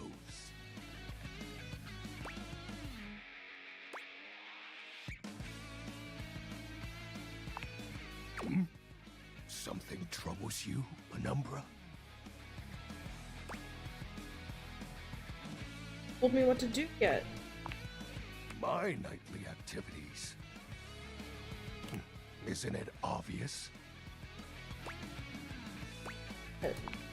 Before you, my time has always been spent the same way. Waiting. Oh. He exhales, his hands tightening into fists before throwing his arms open once more. You're beginning to grow used to this routine with him. I feel it. Another piece of my dark armament. It courses through my once dazed body, rejuvenating to the next stage. Oh. Ah.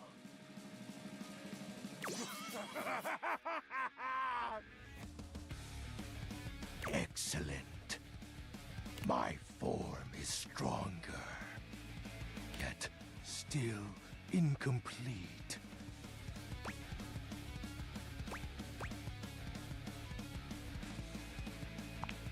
Your question seems to catch him entirely off guard. Hmm? Oh. We'll have to resume the ritual another night. I must become more adept to this newly returned strength. Until next time, Penumbra. Oh, and I do hope you have a pleasant rest.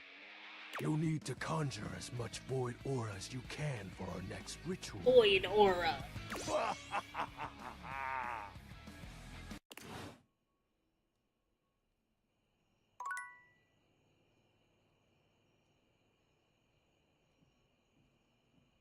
Oh, I go to bed.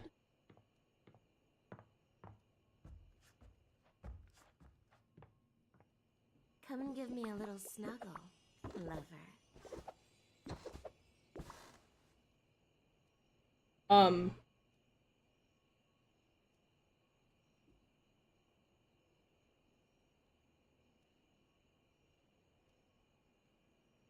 Come and give me a little snuggle, lover. I will.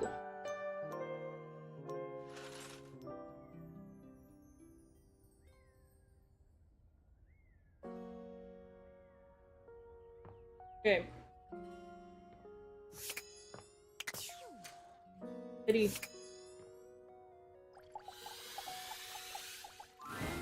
You find the breaker box closed, looking almost abandoned. There is still a loneliness about it, though. The impression isn't lessened by the image of Eddie inside at the bar, twirling a cocktail glass in his hand. Did really say that he looked. Interesting. I thought for sure after yesterday you'd change your mind. But here you are. Again.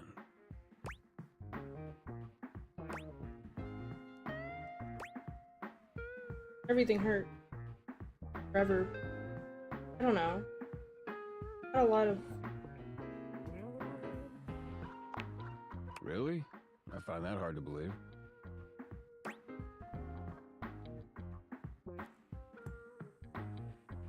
Maybe it's because you're fine. Right. You sure you're not thinking of Volt?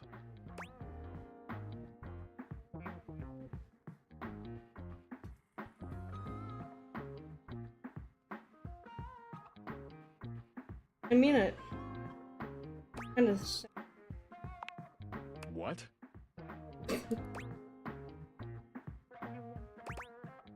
Make this really cute. Stop. Never mind. I'm sorry I asked. I'm gonna go fix a floorboard. You wanna come? It's the one that almost killed you. Should be fun. Eddie remains a semi-patient, semi-competent teacher, and you help as best you can. You notice he does not leave you alone this time. He won't admit it, but you can feel that he is concerned for your safety. There's a tiny bit of warmth peeking through that cold exterior. Almost done. Hand me the pliers. Whew. It's getting late. I can finish up this set myself. Why don't you go get some rest? Doing a different... It wasn't necessary.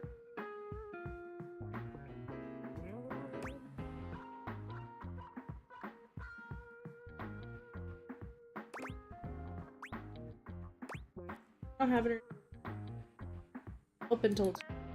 Suit yourself. It's fun to watch Eddie work. There's a real satisfaction in seeing just how dedicated he is, how skilled his hands are. But this time, there are sparks in the current. By the time he's finishing up, he looks exhausted. With a heavy breath, he seals off the final wire and sets the pliers down.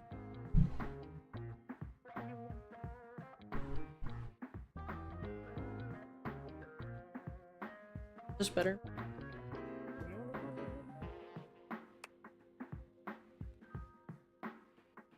Drink?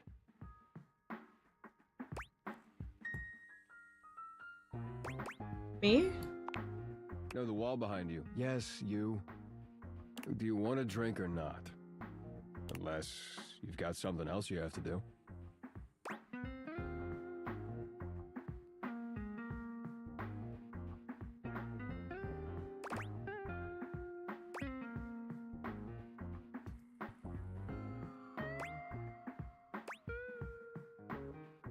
Finally happening.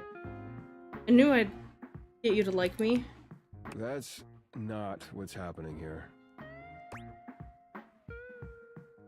You gonna make it? I'll make it.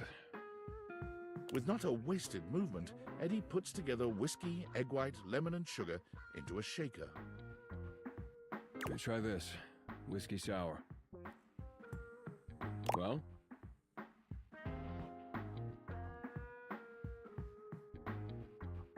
As an ox. In cherry.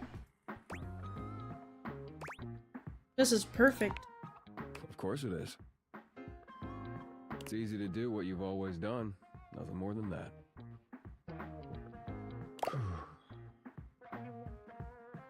You've done a decent job the last couple of days. More than decent, actually. Thanks to you, I'm finally caught up on all the big power drains around here. Really? Did it all? There's still a few things that need to be done, the day-to-day maintenance, but... yeah, you did it. Volt and the club should have everything they need for now.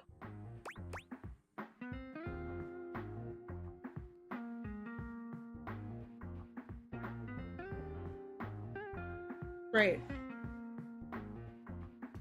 That is why I came. Right.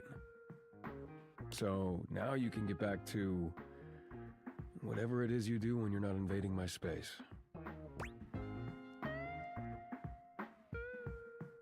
Can I still come by and help? Day to day. What? Why would you want to do that? Why is it so hard for you to actually like spending time with you? I guess because no one has before. But hey, it's your time. If you want to waste it here, I can't stop you. Something about Eddie's tone. This is more than the usual tired standoffishness. You notice a small tremor in his hand. He shoves his hand into his pocket and looks away. Well, at least now you can get back to the crowd and the shows and whatever with Volt.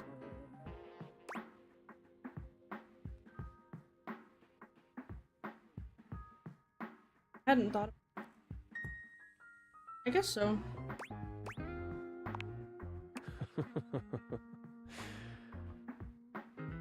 Yeah, Volt always puts on a good show. Who could resist, right? You'll have a good time, I'm sure.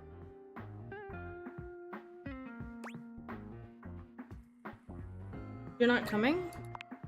I already told you, big crowds aren't really my thing. I do better on my own. Trust me. I'll only slow you down.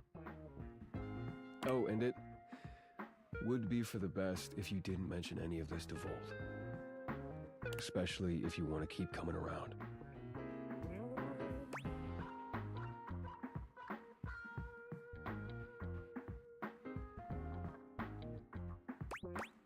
Why is that? Volt can be protective when it comes to this place, to what we do. It's a point of pride for him. If he found out you'd been helping, and that's why the power suddenly stabilized, it would probably hurt him. A lot. So for now, let's just keep it between us, okay?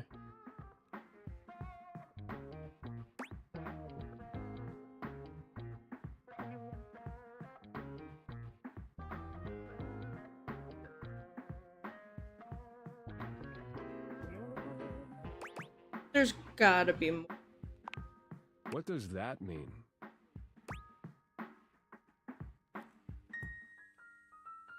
You feel guilty about falling behind, don't you? Fine, whatever. Yes, okay? If he knew what was really going on, he'd probably be pretty upset with me, too. I don't want that either. You really care. Our relationship is complicated. He was there for me during a really dark time. He took care of me. I owe it to him to do the same. Can you help me do that or not?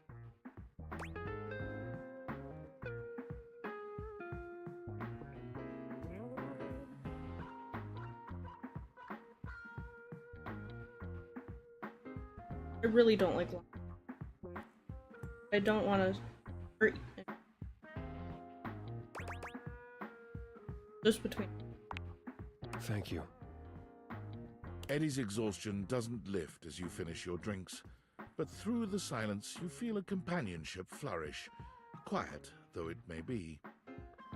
As you walk out, you can still see the tired, grateful smile on Eddie's face long after you're gone.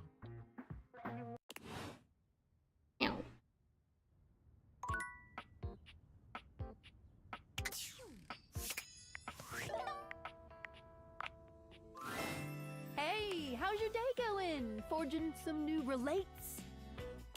That's short for relationships. I think about this stuff a lot.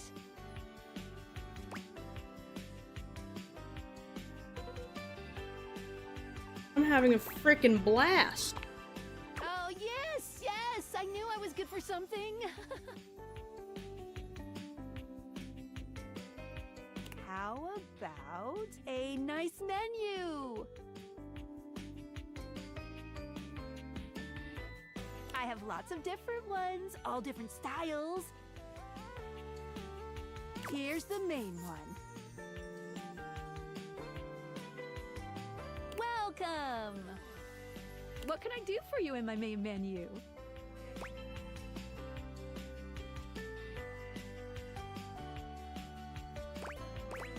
I want to talk about features and utilities. Right this way. I want to talk about the rules and strategy. What's on your mind?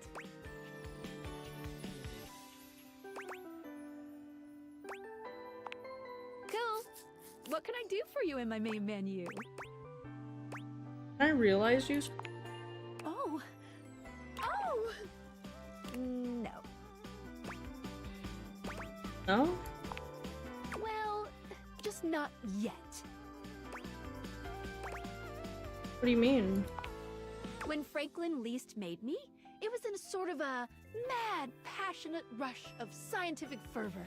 There were unintended consequences, like realization, which is a good thing.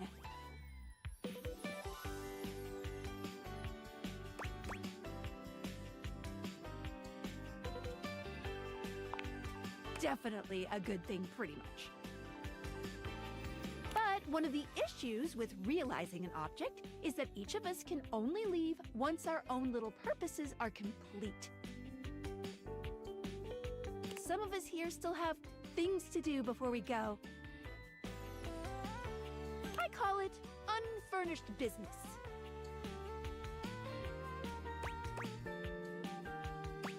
Clever. Thank you very much. It's trademarked. Each of us can't become a human if we have unfurnished business. Reasons we need to appear in this house. None of the others know why exactly this is, or what it might be that we need to do. Oh, but I'll always tell you when I see it, and forbid you from realizing that individual.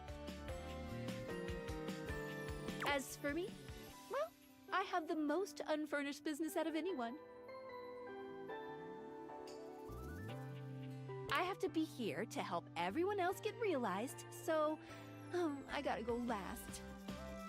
Sorry to be the bearer of bad news, but if you want me realized, you have to get everyone else realized too. Okay, good.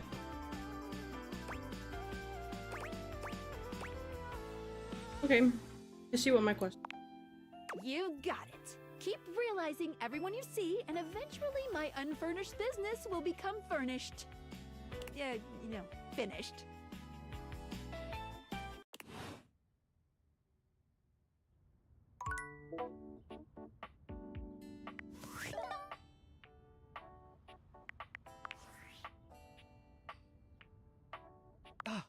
It's me, Tinfoil Hat. Are you there? Where else am I gonna be? Oh, good point. I'm still receiving data from the Dateviators. Why haven't you brought Skylar to life and destroyed them? I realize all the objects are flirty and super hot, but as long as the Dateviators exist, David will be hunting you. And you don't have a chance. He has a whole island just to practice hunting people. There's definitely no people hunting going on here, island. Thinks he's so clever, but I'm on to him. Can't realize. You can't realize her? Oh dear. This must be unfurnished business. Undoubtedly from too many reanimation gluons in the plasmonic nanogenerators. Oh, I was afraid of this. My calculations showed it was a possibility, but I didn't realize it was unavoidable. Sorry for the bad. Alright, change of plans. If unfurnished business is inevitable, then you'll need to bring every object to life before you can realize Skylar and destroy the Dateviators. Any questions? Like 100, honestly. I'm so sorry, it'll have to wait. I'm illegally piggybacking off of my neighbor Howard's Wi-Fi, and he just found out. He's only 11, but he's got a black belt in Taekwondo, and he's a real big kid. Realize all the objects, so you can destroy the Dateviators.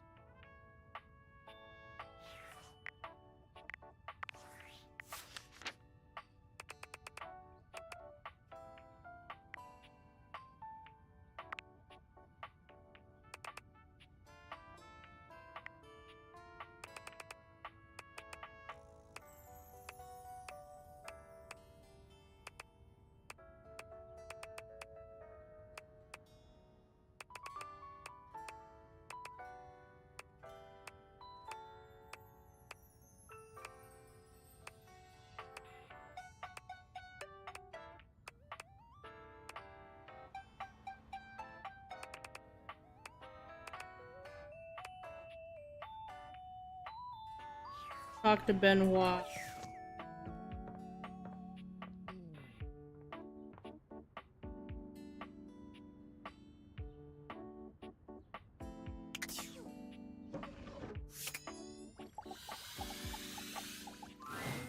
Benoit is in a graceful split on the ground, bending forward so that their nose touches their knee. They smile. Perhaps they intend to show off for you. Well, well, well. Surprised you can walk without a limp after all that. I'm glad you came to see me. I thought of a wonderful way for us to get to know each other better. Aside from the obvious and surefire method, sex.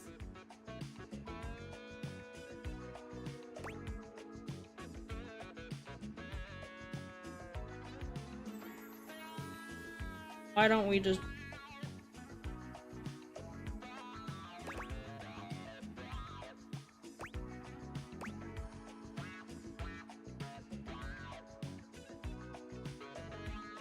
What's better than a old-fashioned conversation? Sex, for one. But aside from that... They pull a small black and red box out from a drawer. Sexy questions for sexy people. Oh. A card game designed to help couples working on their intimacy. They called me sexy. Not that I need any help with my intimacy, but you seem a bit shyer than me. Shy? So we might as well make a game of it. Benoit draws a card and reads aloud to you. What is the wildest place you've made love?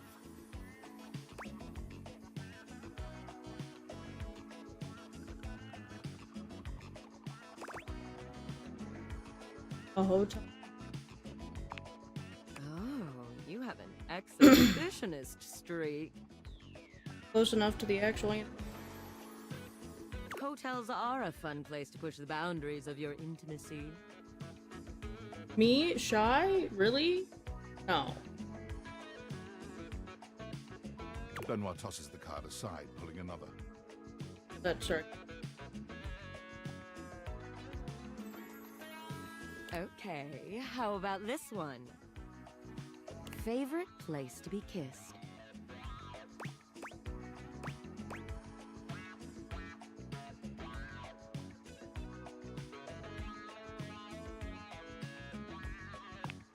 Oh, yes, I like the way you think. For the record, my favorite place to be kissed is just above my head. Good tingly. You know, if you are curious. Benoit rummages through the cards, frowning at the ones they pull up. Surely there are some more interesting questions than this. Oh, God, no, not this one.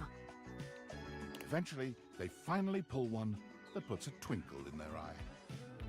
Describe your perfect date night.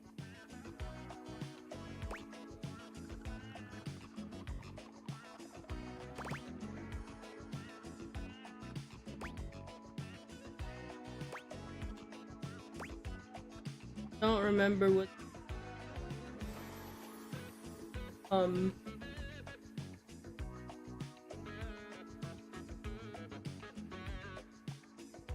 was expecting. Oh, I I'm not so one note, you know. Besides, it'll give me some great insight into who you are romantically and sexually. And to sweeten the pot, I'll tell you mine too.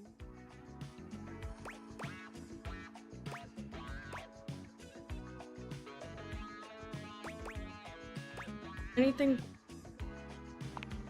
Like... God, I suppose I'll just have to take the lead here. Benoit puts the card away, running a hand through their tentacle-like hair. Now, for my perfect date. You invite me to your place. We have an intimate dinner that delights and satisfies without leaving us too full. 69ing. Right? After all, we have after-dinner activities to look forward to. You give me that look, taking me by the hand and leading me through your glorious, immaculately clean mansion. What mansion? Both of us know where we're going, but neither of us says a word. You open the door to your basement, where the vibes shift immediately. The basement? The sex dungeon? Not the sex dungeon. This is no ordinary Oh god. basement. This is a dungeon.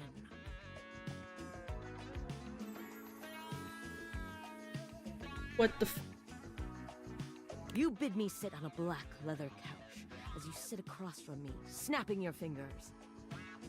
A man dressed in vinyl from head to toe slithers out from behind some black silk curtains, offering me a shining silver tray covered in sex toys of all sorts. I run my fingers along the spread, acting as though I just can't decide. But we both know there's only one choice. What the...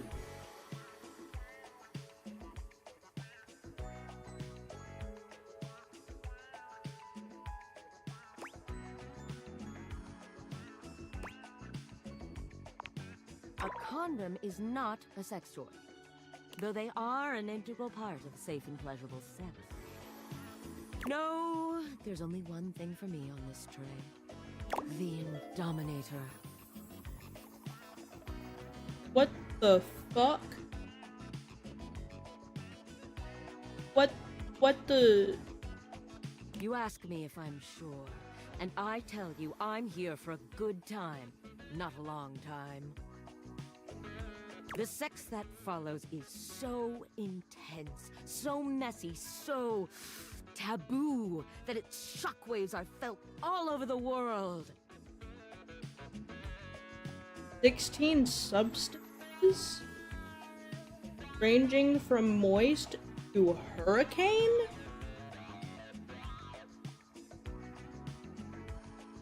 Over 22 flagrant motions? What? Politicians tremble in their offices. Couples feel an unexplainable draw to do that thing they've been curious about, but too scared to try. The ripple effect of our joining causes a worldwide tidal wave of nut that ends in world peace.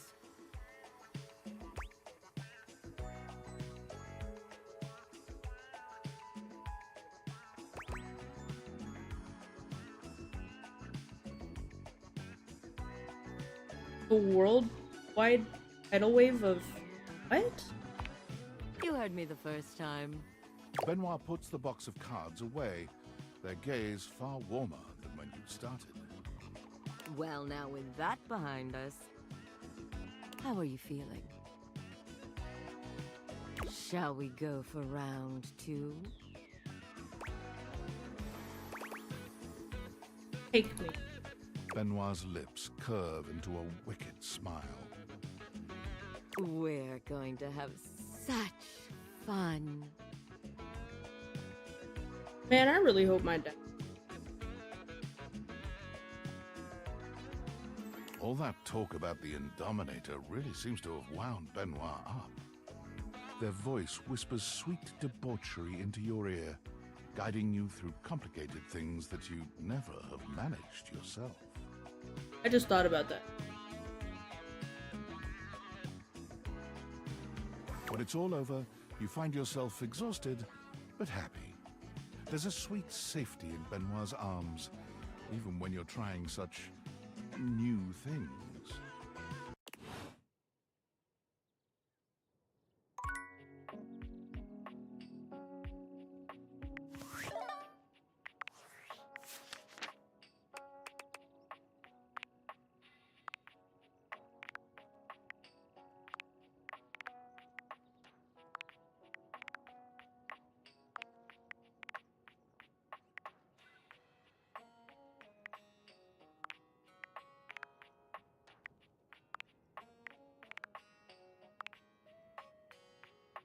Likes and dislikes me at the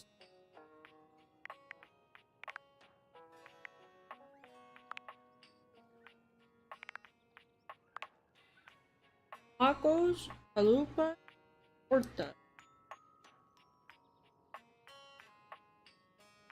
I don't think those are very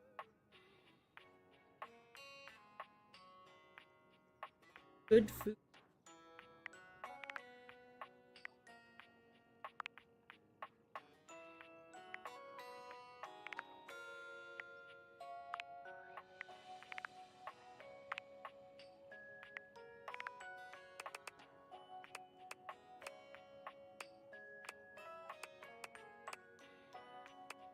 Let's talk to Mateo.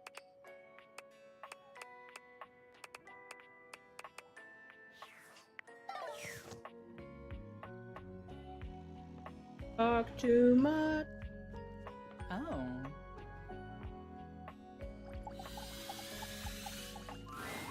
Sinclair paces back and forth, What? nervous and talking to himself. Oh, come on. It shouldn't be taking this long. Oh. No? I've seen several shoes, if that's what you're asking. And none of them are the slightest bit amenable to ordinary conversation. Does that answer your question? Oh. Wait! Before you answer that, don't answer this. What? What size is the most common size of fly?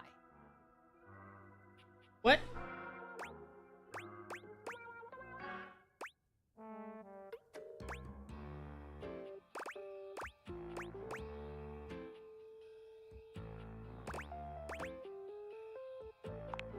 That is correct.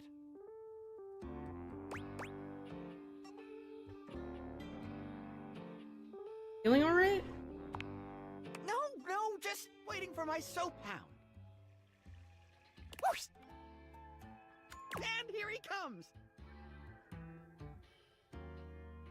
Let me look at you. Are you all right? Have you become any less composed of saponins? Mateo enters just after Sudsy, giving Sinclair an uneasy smile. Oh, hey, Sinclair. How you doing, buddy? I'm better than you've ever been on your worst day.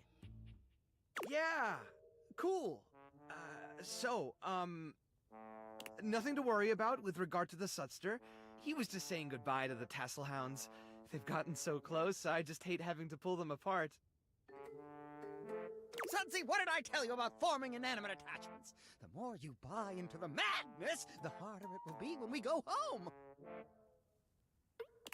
Right? Yep, absolutely. Gotta be careful. Well, thanks for bringing Sudsy by. Always a pleasure having him. You take care now, Sudsy.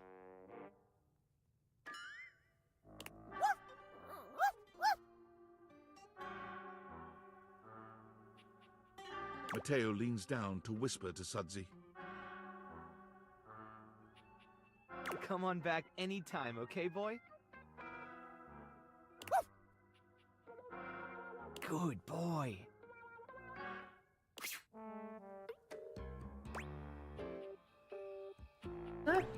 Normal? Sinclair is... well, he's just... I mean, when you look at it from his perspective... Okay, I got nothing. I can't figure the guy out. He sure does love that dog, though.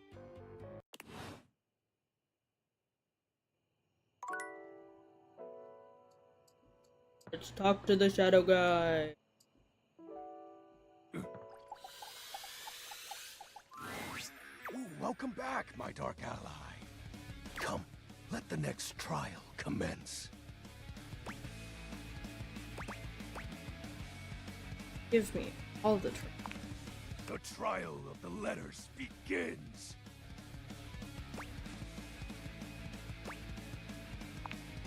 Back before the Great Cataclysm, my comrades and I would partake in spirit-shackling activities. Some have lasted several nights. Others, we simply gave up counting. Are you prepared to begin?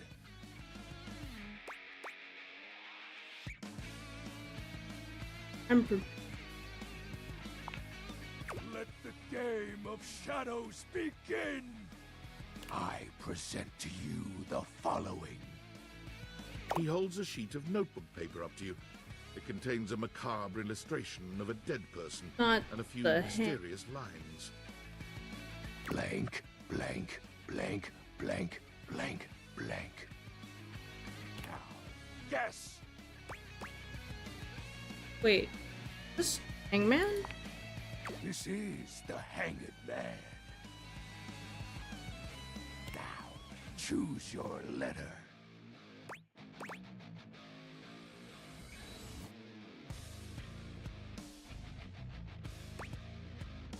S. There is an S. Now, choose your letter.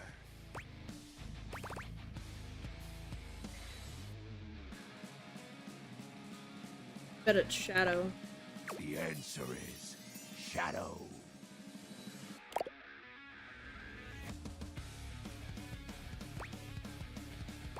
That's so sick, dude. Completely sick. Your turn. Shadow Lord's skull doesn't really have much in the way of expression, but he seems a bit smug. I'll have you know that among my dark cabal, I was the leading player. Think to yourself, what is your mysterious text?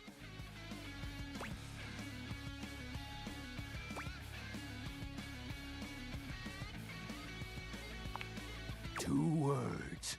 The second, 4 letters. The first, an apostrophe.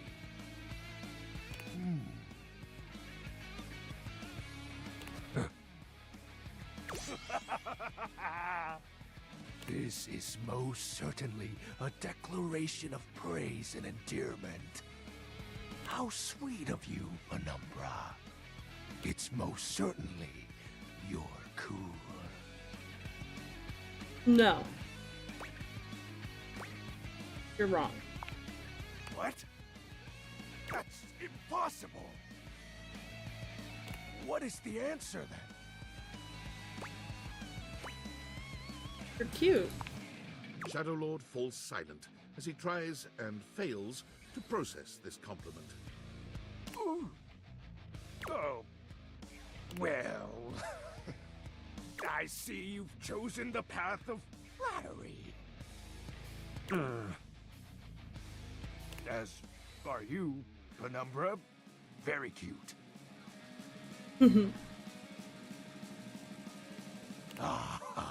That was entertaining. It's been eons since I've played the Hanged Man. Last time, I engaged in a mighty face-off with Lunar Knight that lasted until sunrise. Lunar Knight? You mean Moon Knight? Marvel rival? Oh, it was legendary. Or the...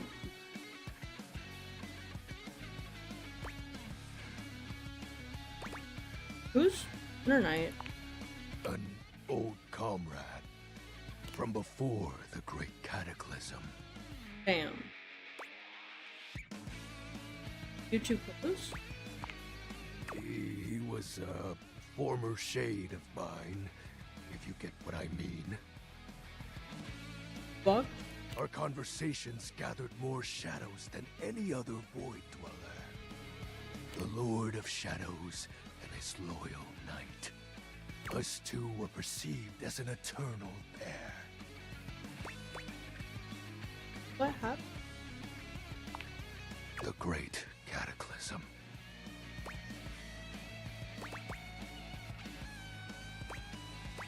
Tell me more, Shadow. Very well. I suppose a proper explanation is owed. Tell me, Penumbra, what do you presume to be a power more fearsome than darkness? Light? We don't live in a world of whimsical tales and fantasy. Not anymore, at least. The overwhelming phantasmic force that realigned the unified lives of my comrades and I is time. You drifted apart. There was no one moment or act that caused it. One night, I was with Lunar and my friends, joyfully conversing about whatever came to our minds.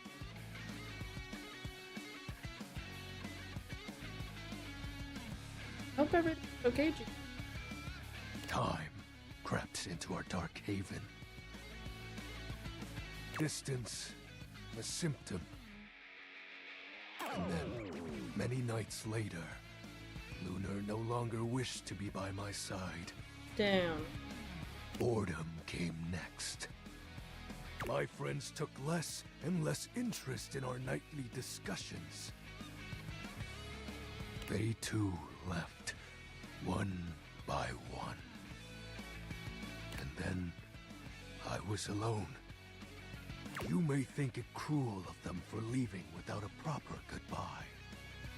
But I respected all of my friends' decisions, even Lunar's. I don't harbor any wrathful thoughts against any of them. I just think back to those days fondly, and wonder why time had to come for us. We were happy. I was happy. Damn.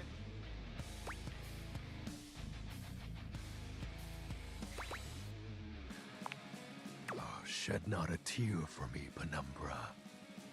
Time comes for us all in ways we don't expect.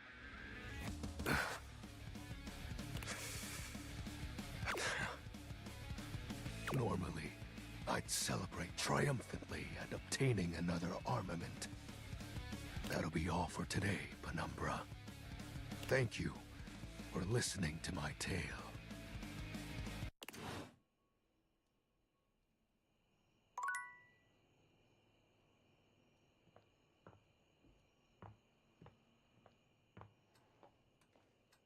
You're always right on time.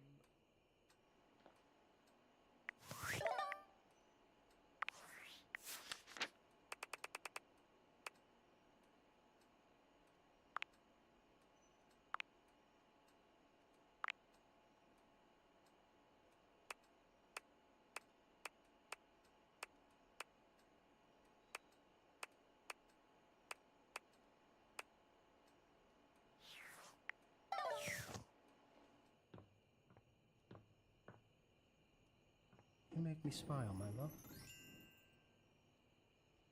The vent just smiled.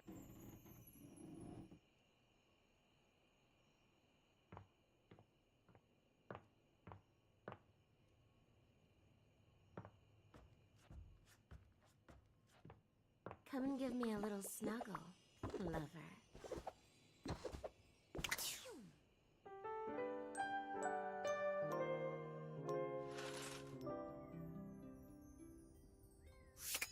Overworld love line.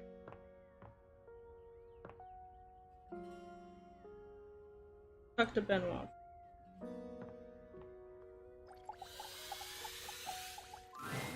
There you are. Come, come. I have something fun for us.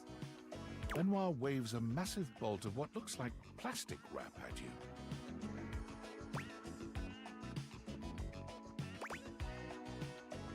I don't know.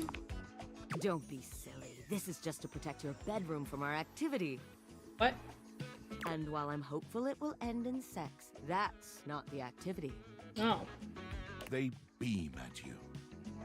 We're going to bond over food and the sensuality of the human body. Gonna put on me. Eat it off of. I saw them do this on an episode of The Confirmed Bachelor. The Confirmed Bachelor? They stripped down to their underwear and covered each other in lettuce, tomato, shredded cheese, sour cream, and ground beef. When it was all over, they rolled up into a blanket-like tortilla. It was very sensual. Oh my god. I knew you'd understand. Come now, help me get this plastic down, won't you? Can't have sexy fun if you have to do a bunch of unsexy cleanup. True. True. This is gonna be so fun. You help Benoit spread plastic all over your bed and the surrounding areas, ensuring that you won't make a taco-scented mess of your bedroom. When it's all done, Benoit gives you a coy glance. Time to get naked.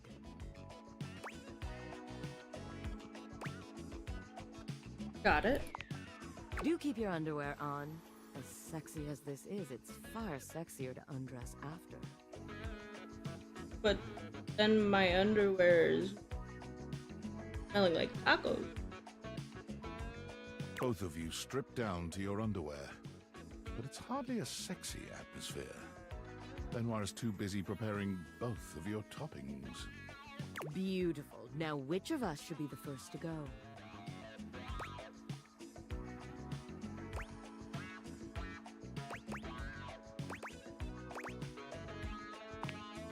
Happy to start. Benoit lies down on your plastic-wrapped bed, giving you a look that can only be described as hungry, in more ways than one. Go on, don't be shy. Start with the beef. You plunge your hand into the bowl of ground beef, and regret hits you immediately. It's cold, gritty, and somehow both squishy and crumbly. Cold.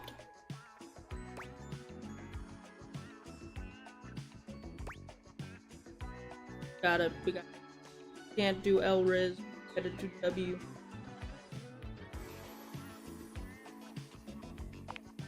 This is nowhere near the top for me, but that's more about how many experiences I've had.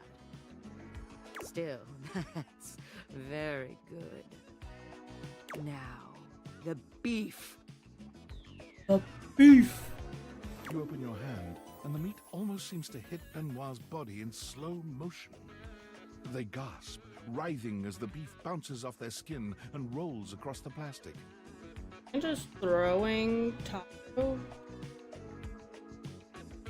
It goes well enough that you decide just to go for broke, dumping the entire bowl over Benoit's body. This earns you a lilting moan of approval. Yes, very good. Now, the tomato and lettuce. This one isn't quite as unpleasant to the touch, though it's just as cold as the beef. Still, Benoit gasps and rolls beneath the rain of toppings, acting as though you'd dripped hot wax onto them instead. The cheese. You shower Benoit in shredded cheese, carpeting them in cheddar. This too pleases them to a degree you'd not thought possible. Even below the mountain of taco ingredients, you can see their chest rising and falling with short, panted breaths. The sour cream, please!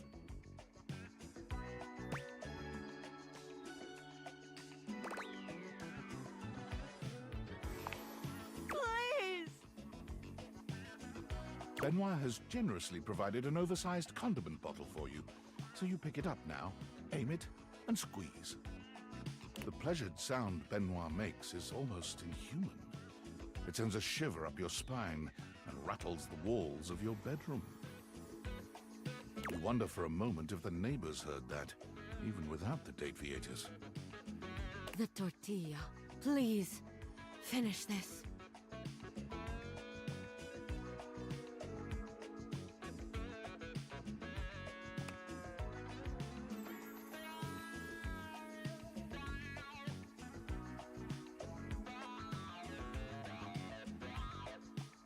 Their voice is shaky, and their entire body trembles. You shrug, rolling them onto a massive, conveniently placed tortilla, and continue forward until toppings and fillings and tortilla are one. They lie there, unable to move, entirely at your mercy. Beautiful. I never imagined you'd take so well to this. Now, unwrap me, and let's do the same to you.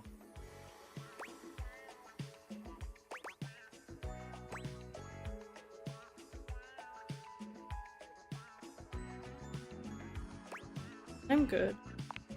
You unwrap Benoit, and they smile, rosy-cheeked and satisfied. With that spicy little bit of foreplay down, how are you feeling, darling? You ever fucked somebody covered in sour cream and taco seasoning?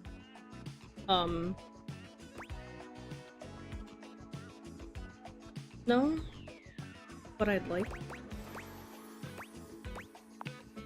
You are so deliciously open-minded. Your bodies come together in a distressingly taco-seasoned encounter, where Benoit guides you through yet more acts too complex and obscene to enumerate here. Despite the strange taco backdrop, Benoit pushes your body to new heights of pleasure, making you deeply grateful for all the plastic you laid out together prior. Okay then. This may be the strangest, messiest sexual experience of your entire life. You've plenty of years yet to live, but some part of you is confident nothing else will top this.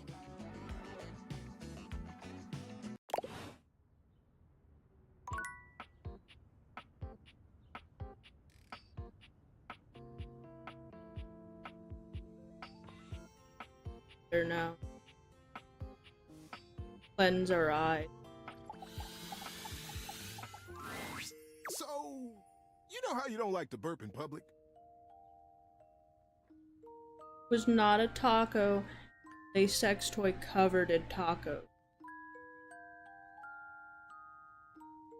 Technically, tacos. And nobody likes to fart in public.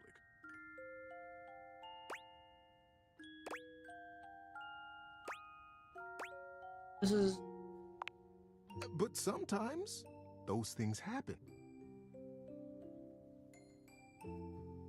The trick is to get everyone who's around you when it happens to be on your side. And one of the best ways to create a good team is through humor. So, you will burp. And when you do, own it. And with a big smile on your face, say, "Oh my goodness! Did anyone else hear that big barking spider?"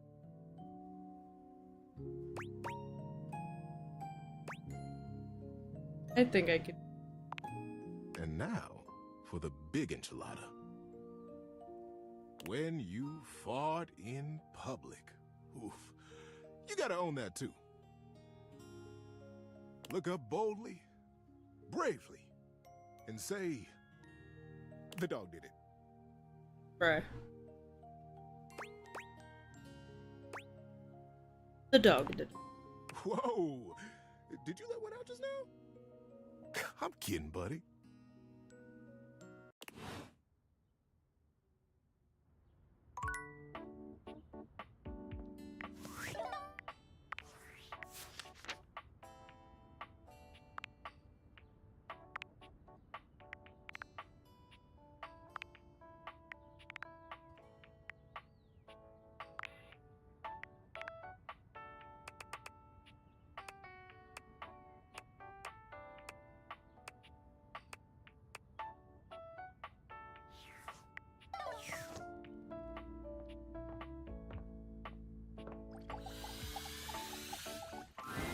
The breaker box Eddie. is back to its brightly lit and well-populated glory, with its inimitable host standing ready at the door to greet you. Livewire! You look ravishing as usual. Do we have the pleasure of your company for another evening? Be honest, you enjoyed yourself so much last time you just couldn't stay away. Am I right?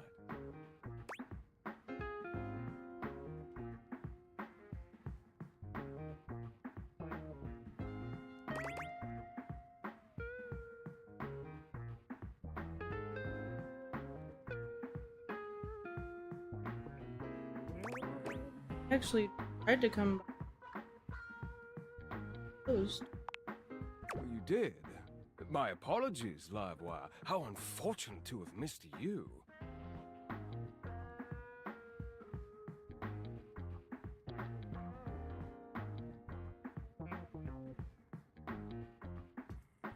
But I'm glad you stopped in.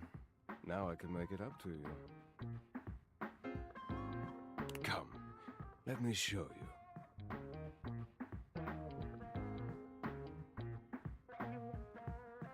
Volt takes you by the arm and brings you deeper into the club. There are indeed improvements and fixes galore, many of which you recognize.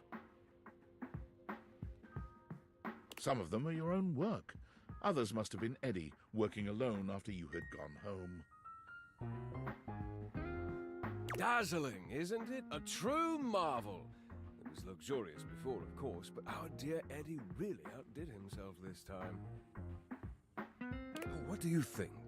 Worth the wait, I hope? There are some other upgrades I had done just for you.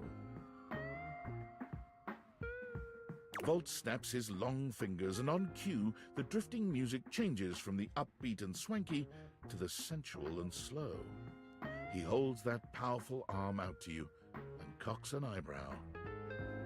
What do you say we enjoy it a little more closely together, hmm? Care to dance?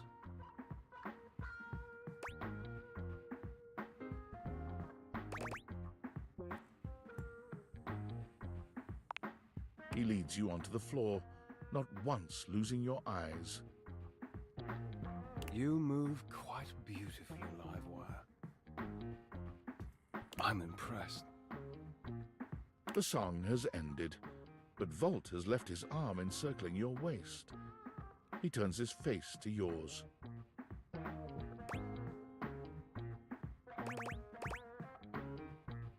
Kiss him.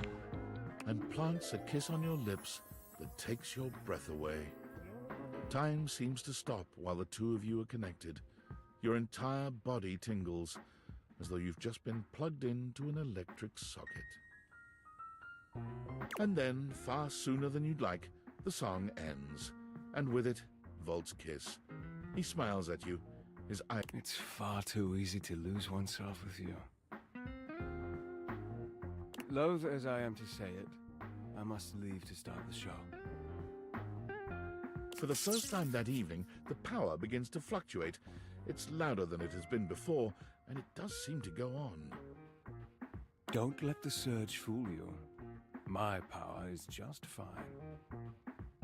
Don't think I'm done with you yet, Livewire. Volt leaps onto the stage as you settle into your seat. Good evening, my fellow objects and gentle things. I hope you're ready for... The power surges violently, and Volt stumbles. He catches his breath and steadies himself. Ready for an incredible performance. Tonight we have... The system buzzes, cracking and flaring. Volt drops to a knee and clutches his belly. The surge rages until the very room seems to shake, when suddenly, everything goes black. Ruh-roh.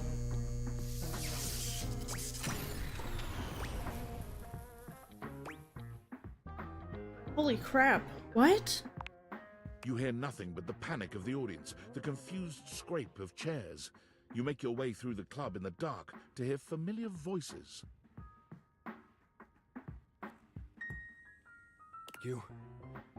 You have to stop, Eddie. I can get it back. Just give me a minute to recharge. I can... Oh! As your eyes adjust to the darkness, you can make out that you've made it to some back room, a forgotten corner. The electrical power grid hangs on the wall, with Eddie slumped against it.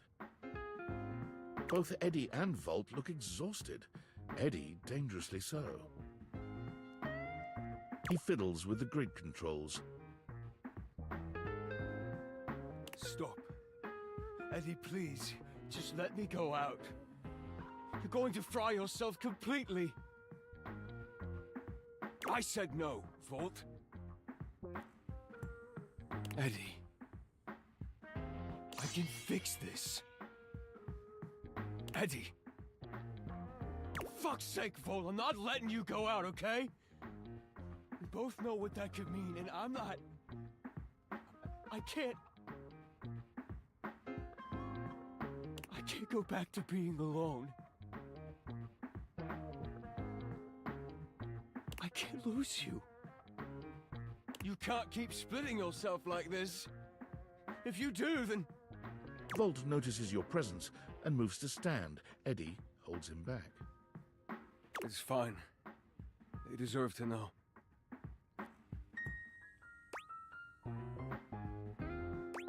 What's going on?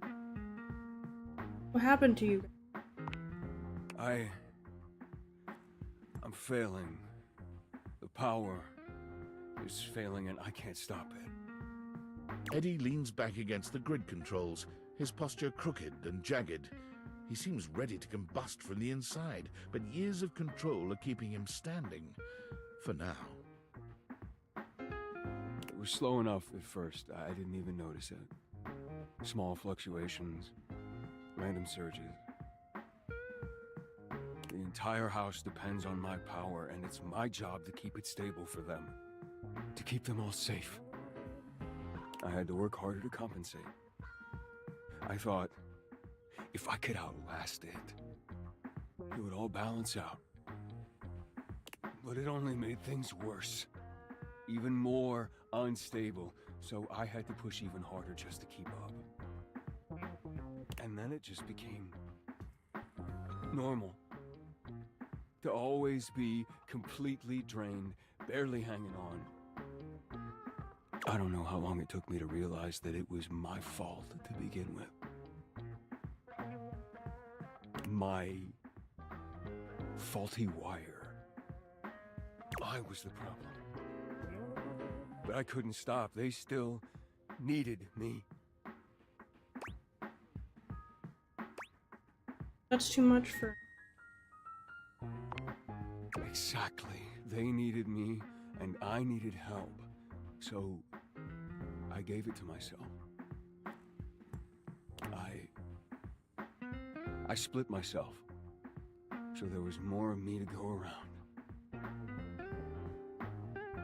I made Volt. He was my fix.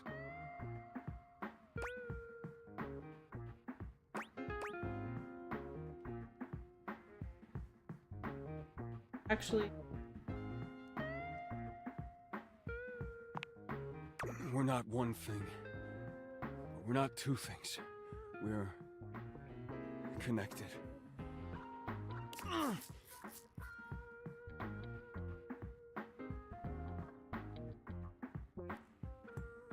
The small glow around Eddie flickers and dims. He's clearly in pain.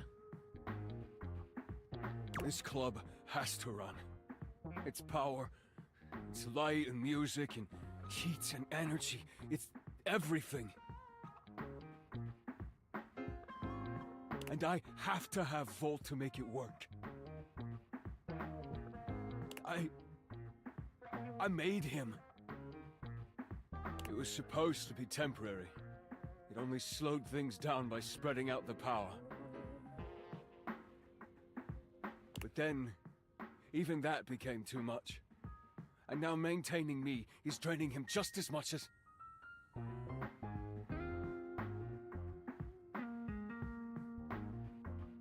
Just stop, I already told you!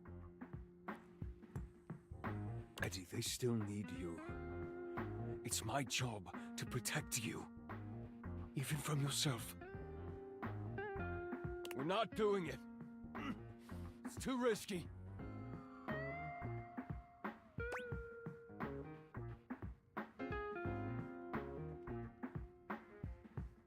Tell me so we can figure it out. The faulty wire.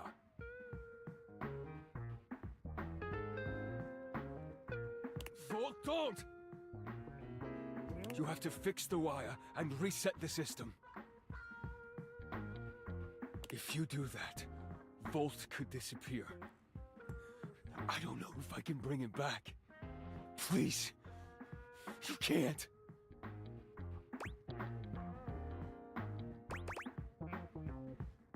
If Bolt is a part of you, you'll lose him. Easy to say when you're not the one who has to go through it. You don't know what it was like.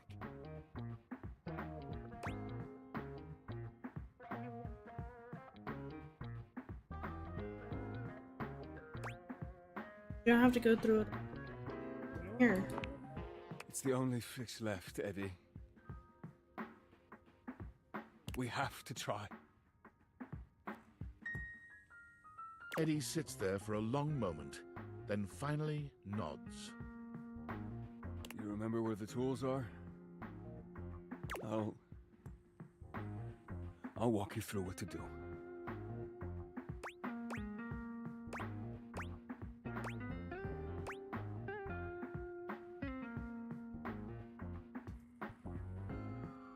Ready? Wait. Fuck. Are we sure we have to do this? Quite. It's time, Eddie. Fine. Fine. Alright, just... Before... that... I just wanted to thank you. For... being here, I guess. Whatever, just do it before I change my mind. Reset the power. Eddie leads you through the process, patient and attentive, despite his reservations. When you've finished, he gives you the nod to do the rest. The dim light around Eddie and Volt blinks out completely, leaving you in total darkness. For a few moments, everything is quiet and dark. And then, the lights turn on.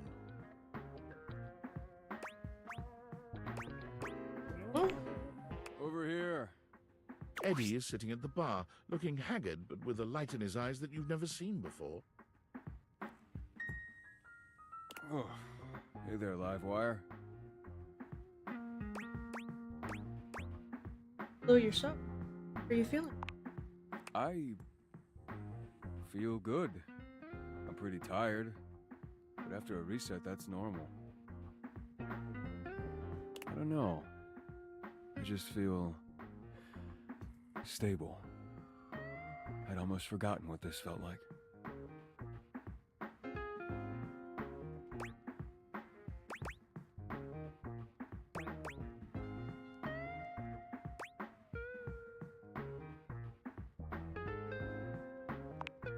Annoyingly, everything. I was holding on so tight to the way I thought things had to be. I didn't realize all that did was trap both of us in a situation that wasn't working. And honestly, I'm not sure I would have ever been able to see it if it wasn't for you. What he means is he's quite taken with you. Volt? We both are, but I'm sure you already knew that. Look at you.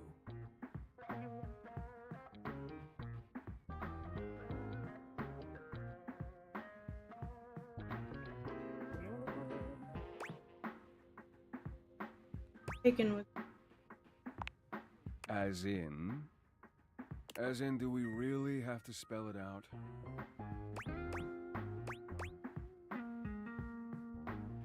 Feeling is very much. But really? I mean, if you're interested, we wouldn't mind you, sticking around. If you feel like it. Or 1 second. I think I put my...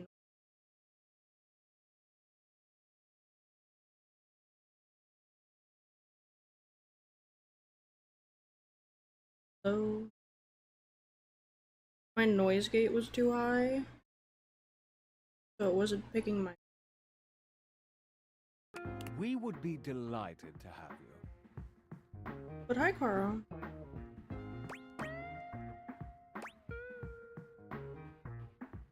Yes, please. Give me that Volt Eddie sandwich. Alright, well, if you're gonna stick around, might as well be useful. Come on. You remember where the tools are? Let's go. I'll send over some drinks. Woo! Go!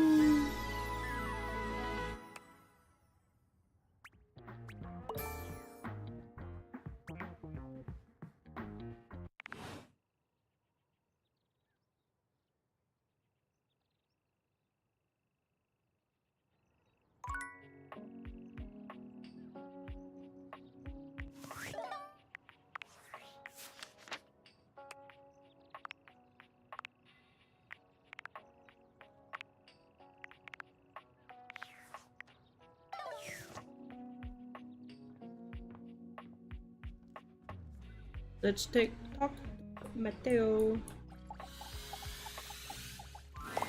Mateo tends to a group of adorable dog-like creatures, grooming them and speaking to them sweetly. Just a few more.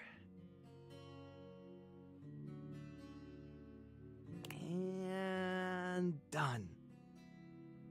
Oh, what a good girl, Damas. Que bonita. I bet that feels better, doesn't it?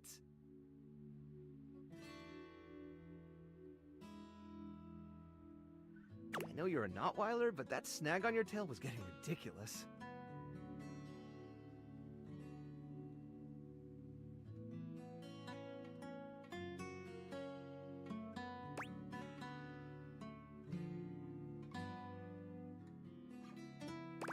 If I had a nickel for every tail I've... Oh, hey, you're here. I was hoping you'd come by. I wanted to thank you for talking to Phoenicia about making that post.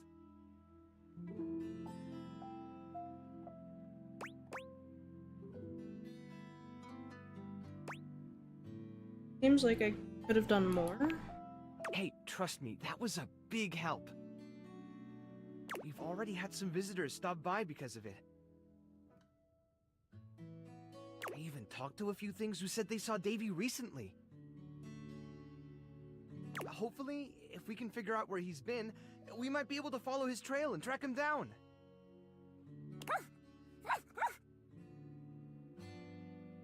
Oh, that's right, Chiquita. He'll be back before you know it.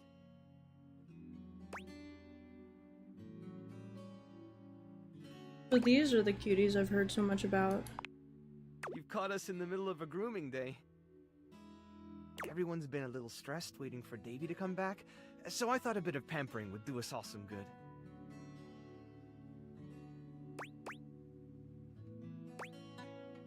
And who gets to pamper you? Me? Well, I hadn't really thought about it. As long as these guys are happy, I'm happy. That's really all the pampering I need.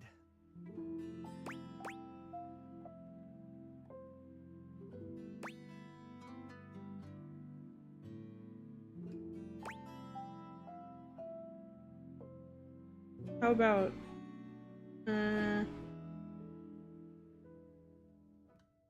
on. There has to be something you'd like to do for yourself. Most of my to-do list involves managing the rescue and looking after everyone here. Does that count?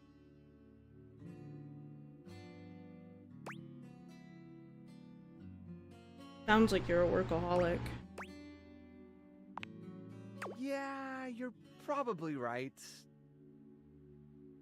But you know, do what you love and you'll never work a day in your life.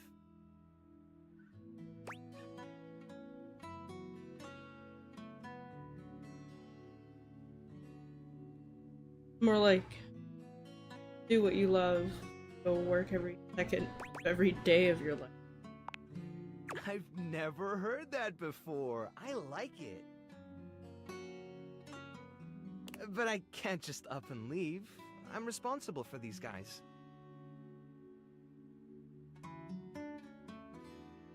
And honestly, I'm not really sure I'd know what to do with myself if I wasn't doing this. Well, before you go, I wanted to ask you something. You did such a good job with the Facebook post. I was hoping you might want to help me follow up on some of the leads we've gotten.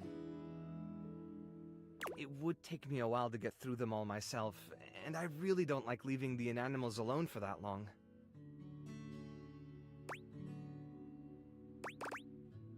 Yeah, of course. Great! Alright, the first one I have is from Hoove.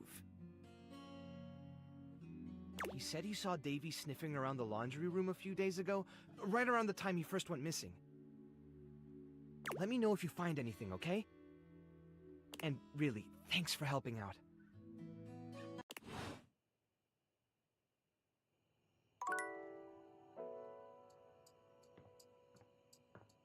Gotta talk to the darkness.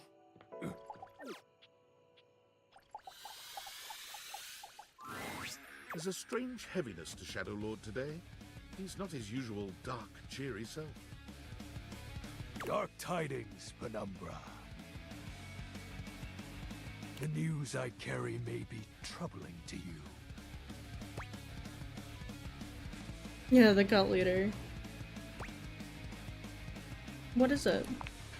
I have found the final armament piece. You don't sound happy. Once I don it, my true power will be unleashed. With that, my final form shall be revealed. You may be surprised by who I become.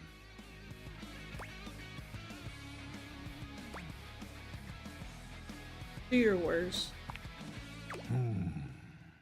Shadow Lord bows his head, falling silent for a few moments before he begins his incantation. The die is cast.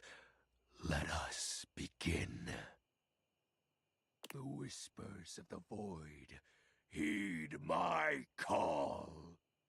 Bend to my will and reforge my soul. Let darkness incarnate reign supreme once more! Shadow Lord vanishes from your view with a flash of black smoke. Whoa. The Shadow Lord you once knew is gone, replaced by what appears to be... It is complete. Some nerd?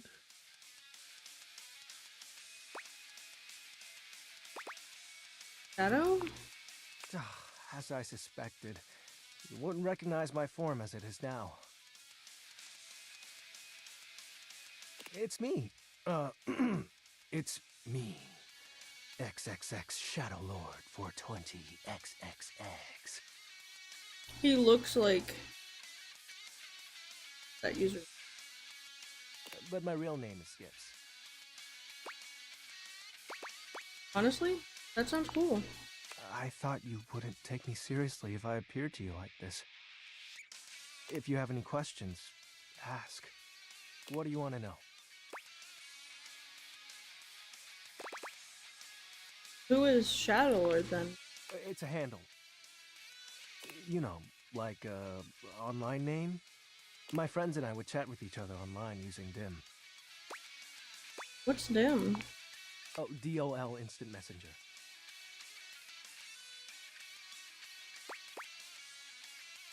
Okay, what's DOL?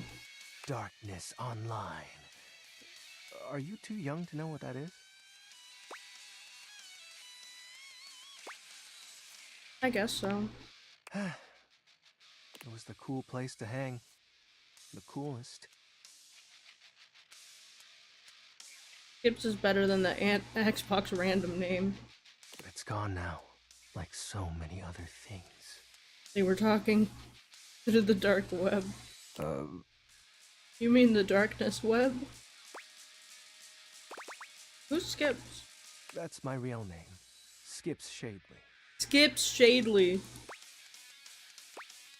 So, this is the real you? Yep. Told you you'd hate it. I didn't say that. I'm not actually the Lord of all Shadows. I noticed. My friends and I love role-playing, so we made characters to chat as. And the armament? Not real. But wasn't it nice feeling like you were making progress? What was the point of the rituals then? I was excited to talk to someone again.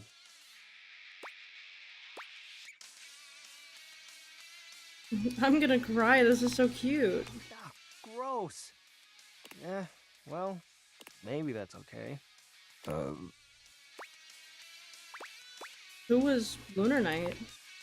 His name was Benji. Is Benji. He's the one who invited me to the group. The group? The chat room. He was really encouraging with everyone's roleplay, especially mine. Do you miss him?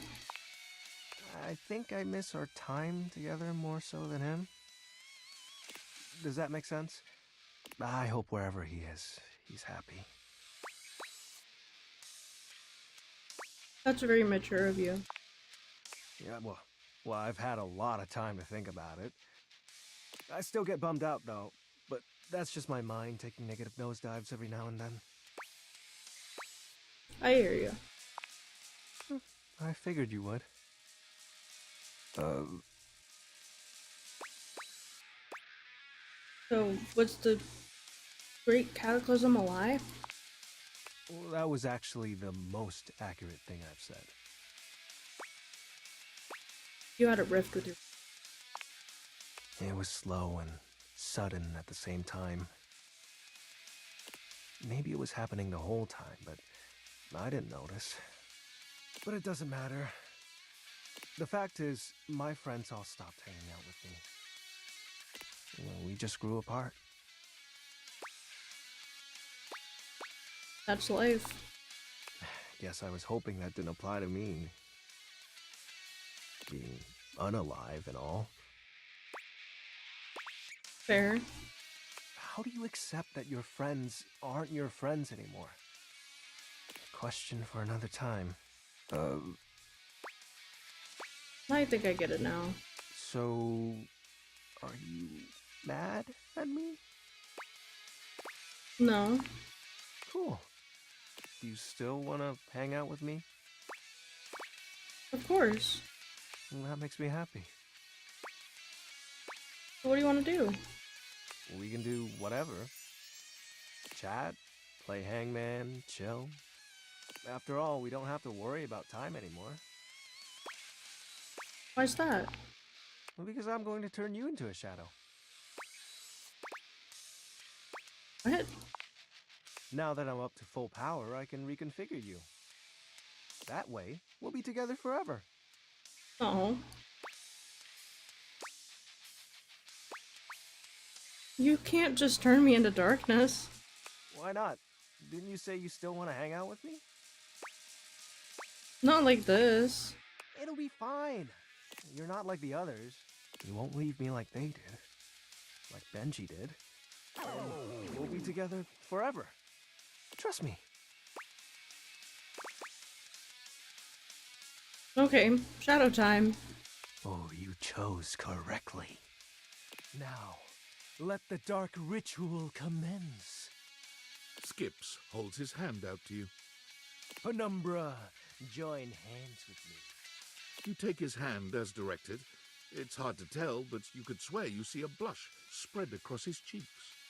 Ooh, excellent. Be untethered from the warmth of light, and submit thy soul to the chill of night. Be one with the darkness. Skip's grand incantation ends, but there's no puff of smoke or flash of light. You certainly don't feel any different. Did it work? This can't be. Why isn't it working? Aren't you fully attuned with the shadows? No, that's not right. If you can't become a shadow, how can we truly be together? It's fine. For you, it is. You have so many other friends to talk to. I only have you.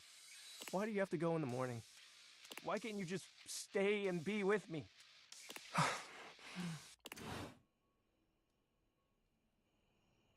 Damn.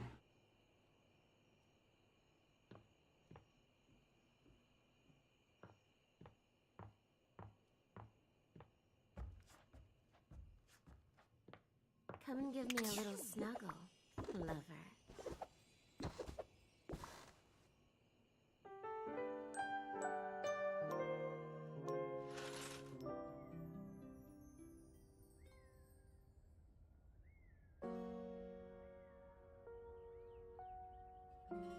Give me back.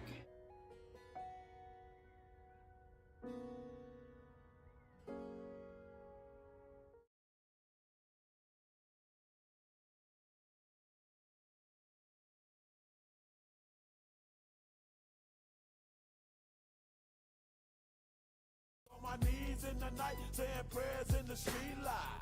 Been spending most of their lives living in the gangster's paradise.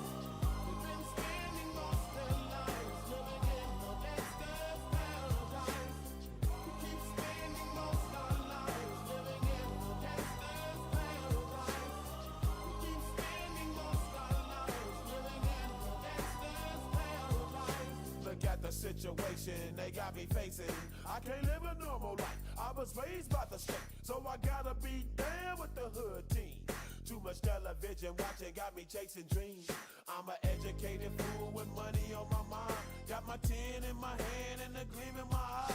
I'm a loped out gangster, set tripping banker, and my homies is down, so don't arouse my anger. Fool, death ain't nothing but a heartbeat away. I'm living life, do or die. What can I say? I'm 23 now, but will I live to see 24? The way things is going, I don't know. Tell me why are we so blind to see that the ones we hurt are you and me? We've been spending most of our lives living in the gangster's paradise. We've been spending most of our lives living in the gangster's paradise. We keep spending most of our lives living in the gangster's paradise. We keep spending most of our lives living in the gangster's paradise. Power and the money, money and the power. Minute after minute, hour after hour. Everybody's running, but half of them ain't looking what's going on in the kitchen. But I don't know what's cooking. They say I got to learn, but nobody's here to teach me. If they can't understand it, how can they reach me? I guess they can't, I guess they won't, I guess they front. That's why I know my life is out of luck, fool. We've been spending most of our lives living in the gangster's paradise. We've been spending most of our lives living in the gangster's paradise. We keep spending most of our lives living in the gangster's paradise. We keep spending most of our lives living in the gangster's paradise. Tell me why are we so blind to see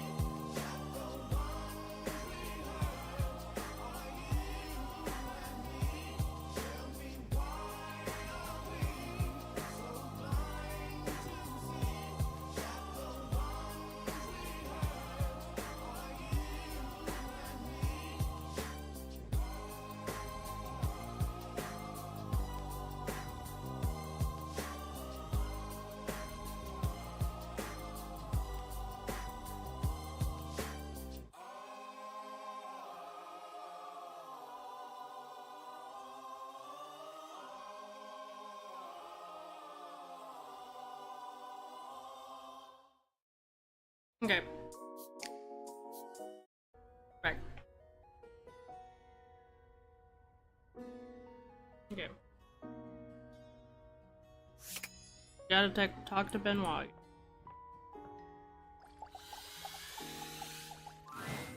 Benoit starts when you enter your bedroom. They look as if they've been waiting for you. There you are. Do you realize what today is? No. No? Of course you forgot. It's the anniversary of the day we met. Or should I say, the anniversary of the day you pulled me out of several boxes, and you and all your friends laughed and laughed.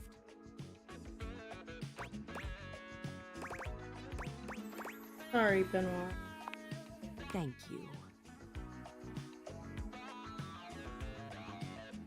Why do you think I've been so desperate for you to see me as the sexual powerhouse I really am? I thought perhaps you'd remember our anniversary coming up, and that we'd take this opportunity to rectify the indignity of our first meeting. Clearly, I can't count on you to do this yourself.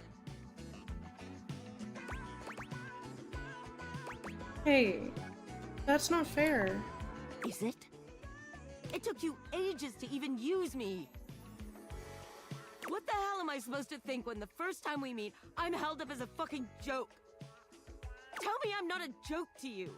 They look at you with genuine pain in their eyes, their lip trembling with barely repressed anger and sadness.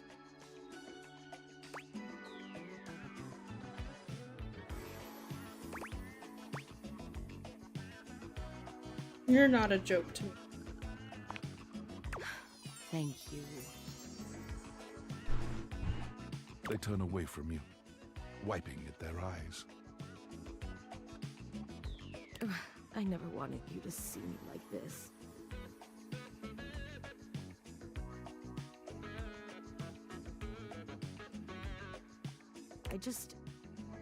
I need to be alone for a while. Damn. Get up, guys.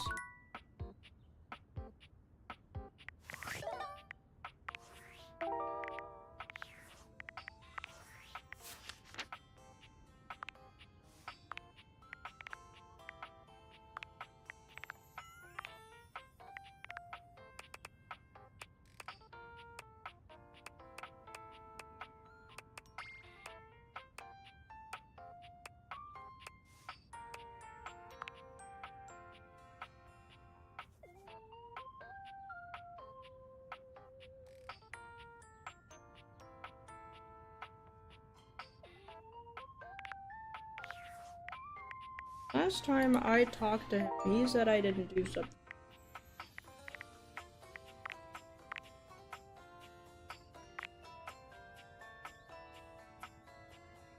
Oh, I was supposed to do this for Mateo. The Hoover!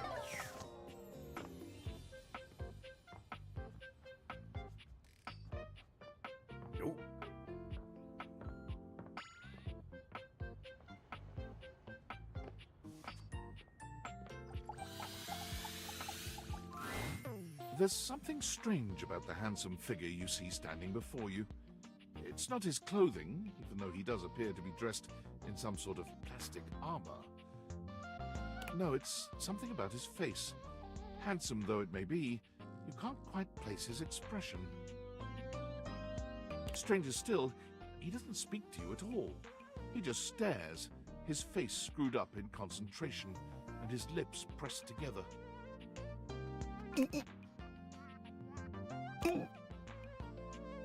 What's that?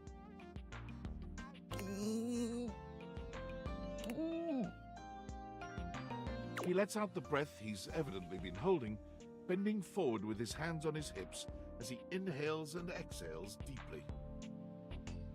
Woo. Sorry about that. Just trying to see how long I could hold my breath for.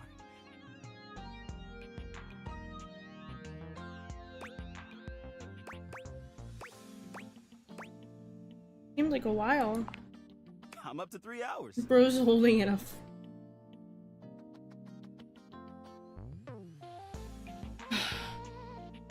Alright, now that that's taken care of,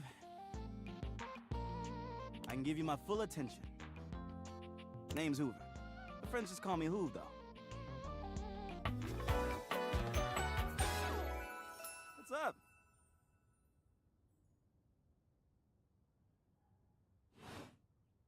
You here to chat? Or is there another incident to clean up? Today was supposed to be my day off. I might have dropped a whole pack. Oh no. They're what?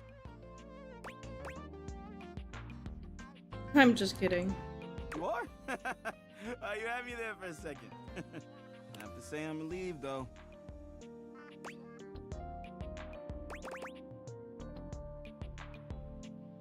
I've been looking for some animals. Seen any? He taps his fingers on his chin, considering.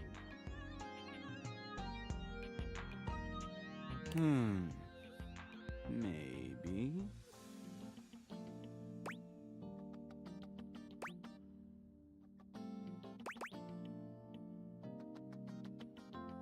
Maybe if you retraced your route? I'd love to, but I'm a little tired today. Sorry.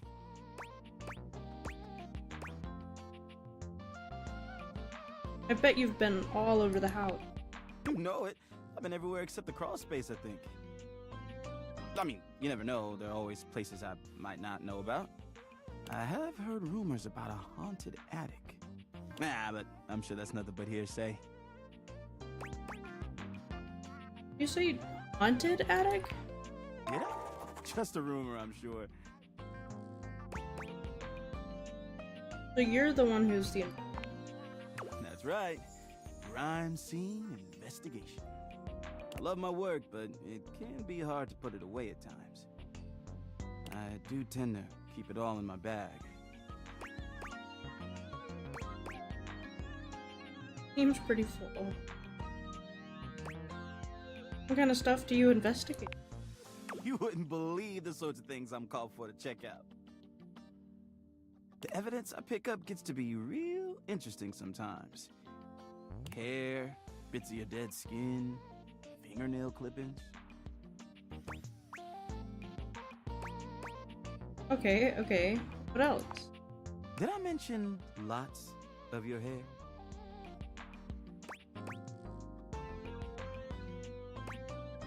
Yeah.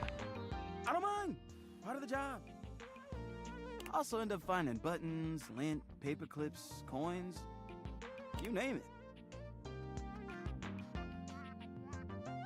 If it's smaller than a quarter, I've probably got one somewhere in here. Seems like you're packed pretty full. I wouldn't worry about that. Plenty of room still. You seem tired. Yeah, a bit.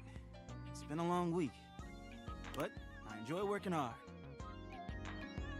Makes that can of oil at the end of the day taste all that much better. What do you do for fun? Well, I used to do a lot of things for fun. I used to love watching a good game. Especially with fellow fans. And sometimes I'd have a drink after a long day's work. These days, I don't know. I've just felt a bit too cluttered. Nothing to worry about, though.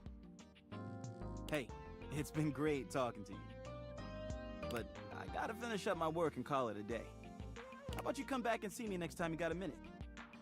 I feel like I haven't gotten out to do something fun in a while. And maybe the two of us could, I don't know, catch a game or have a drink? I'd love to go someplace with you. Sounds like a plan.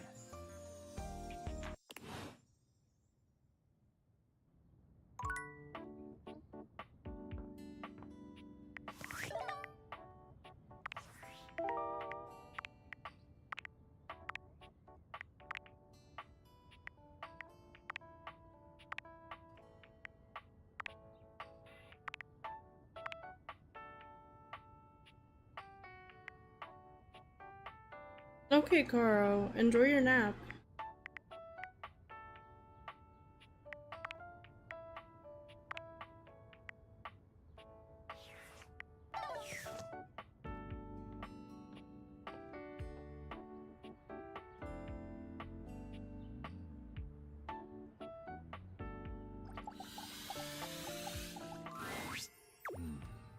You do not have the satisfied expression of one who has completed damn. their mission. Good. Steady hands and sturdy legs. Thank you.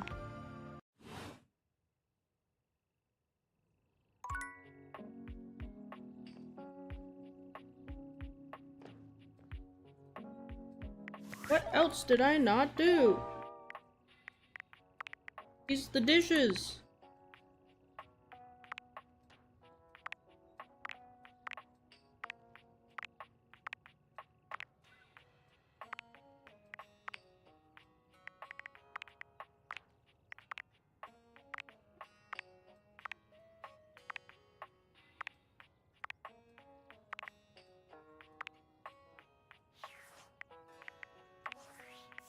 Thought I did everything for him.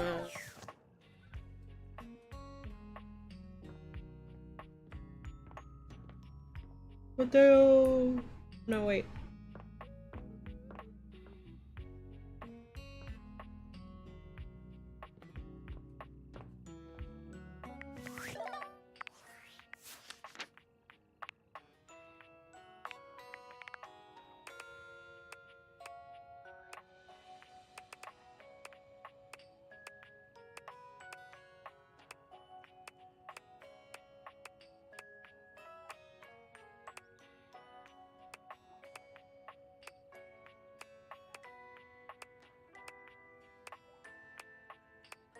Fuck the lyric.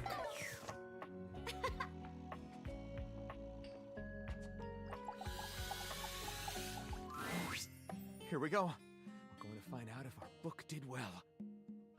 I can't decide if I feel excited or profoundly ill. Well, well, well. It looks like we've created something wonderfully spicy and arousing. I wonder, does the co-creation we birthed indicate any latent feelings on your part?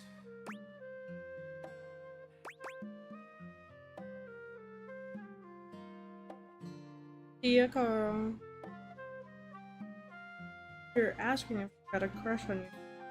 Then I absolutely do.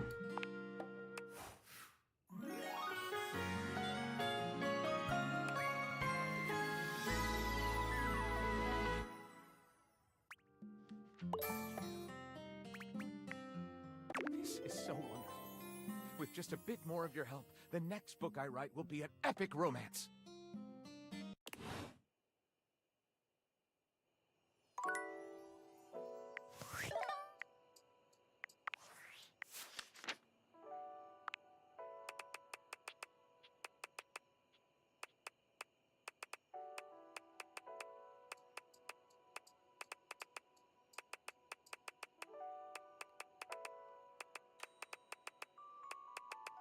Did I?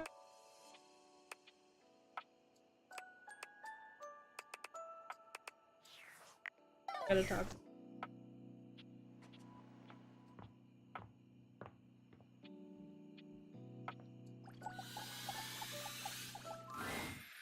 Hey.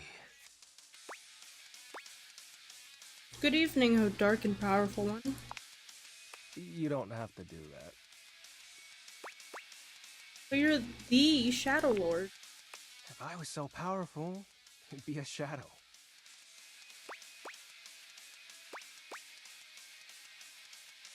We can still be together, you know? Sorry, I'm just so scared to lose someone again. Every time you go, I think, what if they don't come back? But my fears subside when you return. Why do you keep coming back?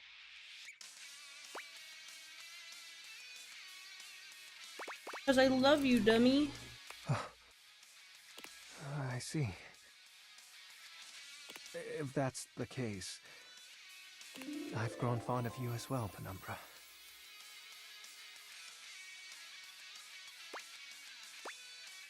I'll think of you always through. And I of you, through and beyond my nights.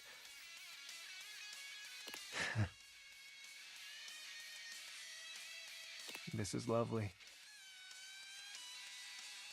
Your warmth.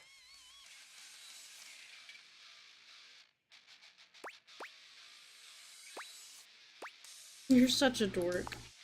What? I know. And so are you. Now, what sinister ideology shall we deliberate on tonight?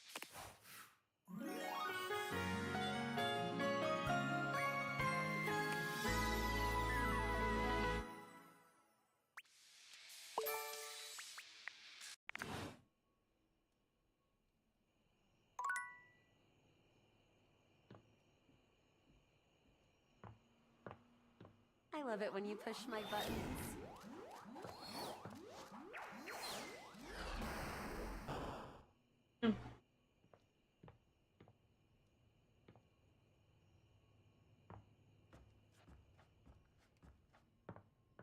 Come and give me a little snuggle, lover. Shine on, Luxie!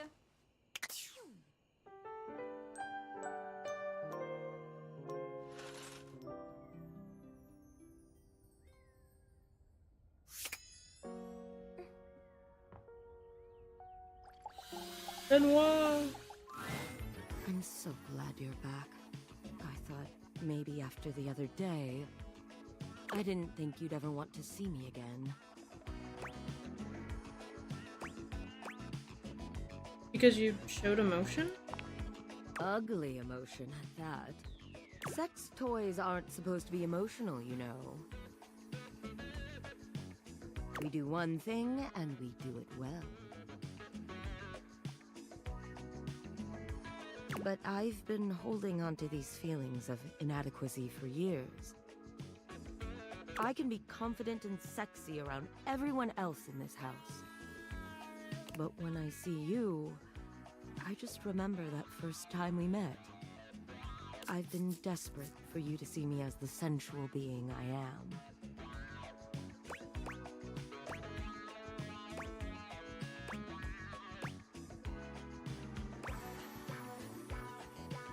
I've never seen you anything but that.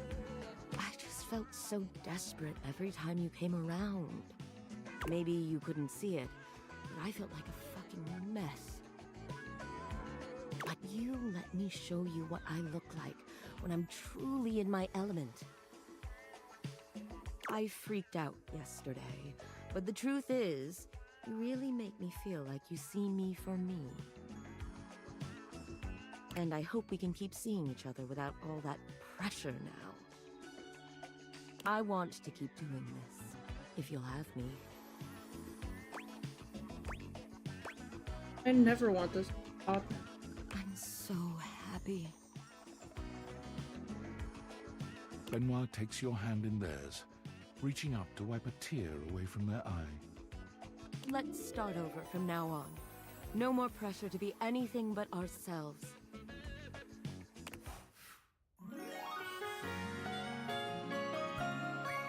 You make me feel so satisfied.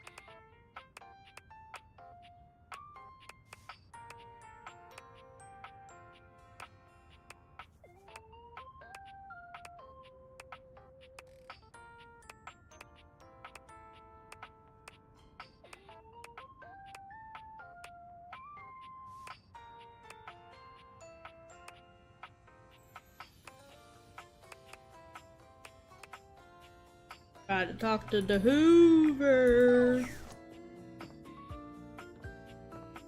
What I gotta do?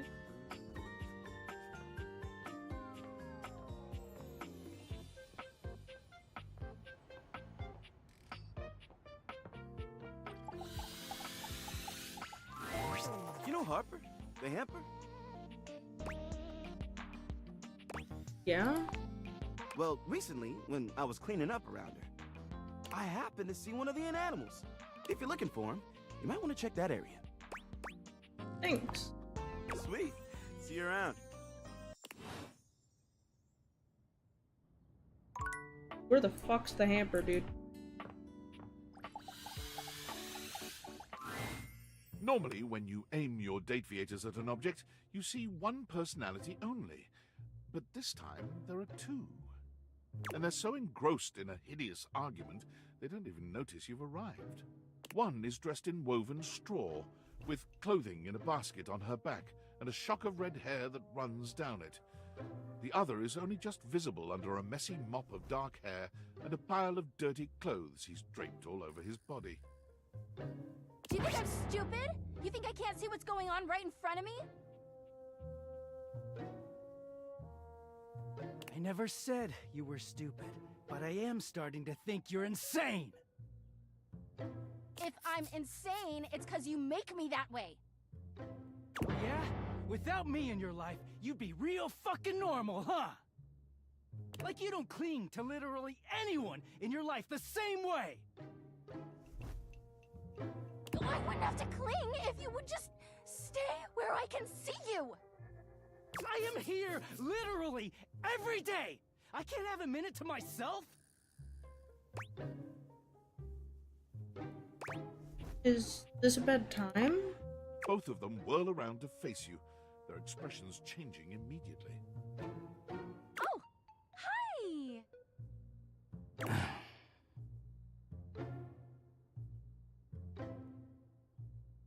I'm sorry you had to hear that, but please don't worry, it's fine. Yeah, just fine. The energy in the room may have dampened, but there's still a thick tension in the air.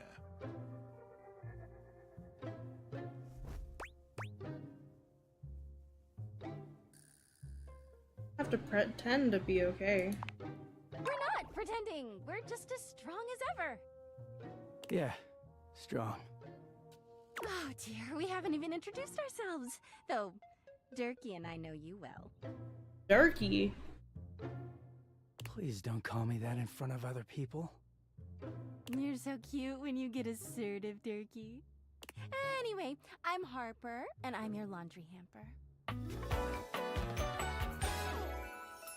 Oh.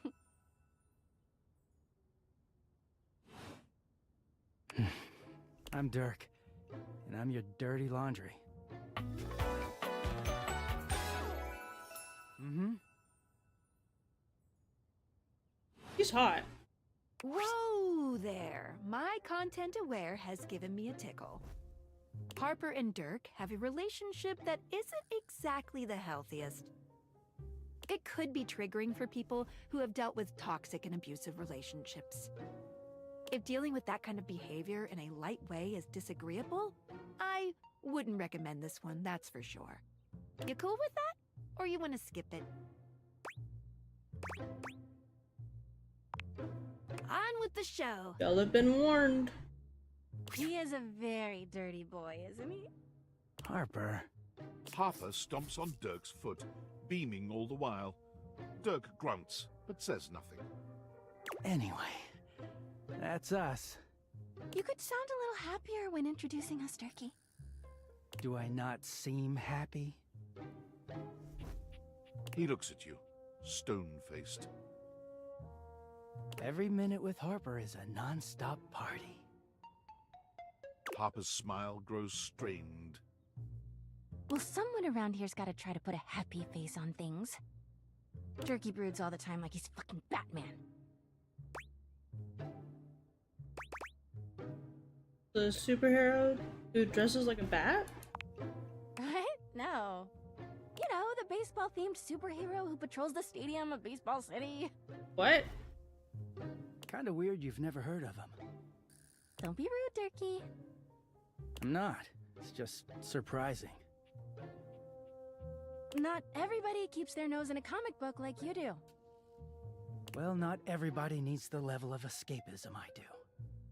There's an awkward silence, and then... You know, because they're not dating the laundry hamper equivalent of a bamboo finger trap. Harper is silent for a very long time, but you can feel another argument coming. Just as she opens her mouth, you speak first. It was a pleasure to meet you two. You too, honey. Come see us again sometime. The look in Dirk's eyes seems a bit desperate, as if he's silently pleading with you to return. You can hear Harper and Dirk's raised voices long after you leave the room.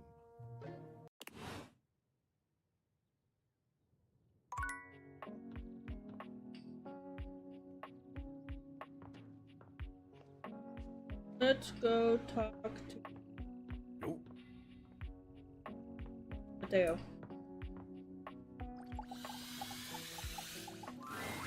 Hey, you're back! That was fast. Any news on Davy? Were you able to check out that lead from Hoof?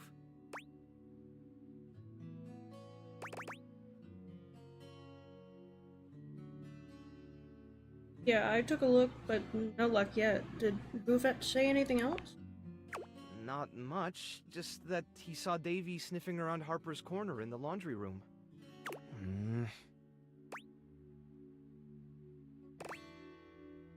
Actually, I wanted to check on you. Almost. How is everyone holding up? About as well as you'd expect. I think the nerves are starting to get to all of us. If you wanted to stick around for a bit, I'm sure they'd really enjoy the company. Nowhere else I'd rather be. Well, that makes two of us then. You can say hi to whoever you like. Don't let me stop you.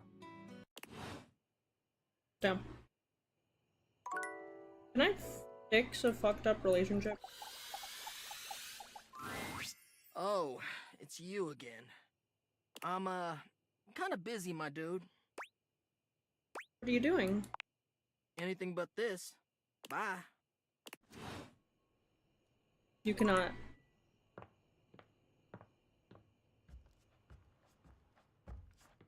Come and give me a little snuggle, lover.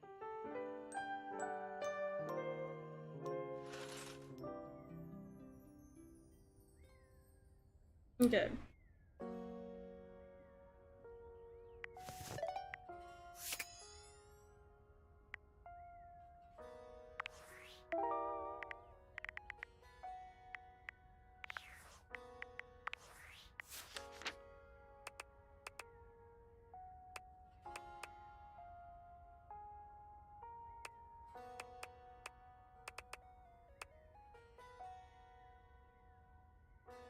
Is that a dust bunny?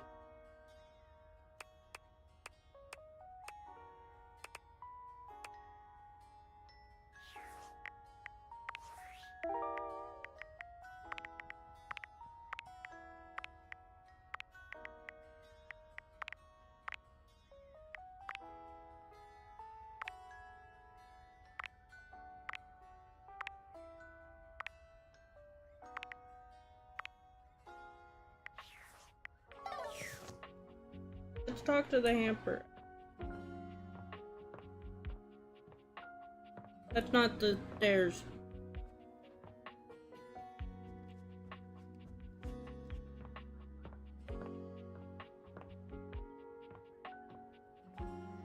Hamper time. Once again, Harper and Dirk are going at it when you walk up on them.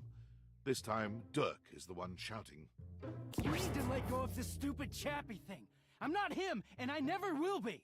Don't you dare say his name. You could never be him. I envy him, to tell you the truth. He finally escaped from you. Harper is stunned into silence, her lower lip quivering for a moment before she points a finger at the door and screams. Get out! Get out and go do whatever it is you do when you're living your double fucking life! I can't wait to get out of here and not hear your shrill-ass voice! That's what I do when I'm away from you, by the way. I just enjoy the goddamn silence! Go enjoy your goddamn silence then, you fucking asshole! Damn. I will! Dirk stomps away from Harper, stopping for a moment to look at you. He puts a hand on your shoulder, leaning in but still speaking loudly enough for Harper to hear. Get away while you can, buddy. Don't let her get her claws into you. Trust me on that. He walks away, flinching as Harper lets out a frustrated scream.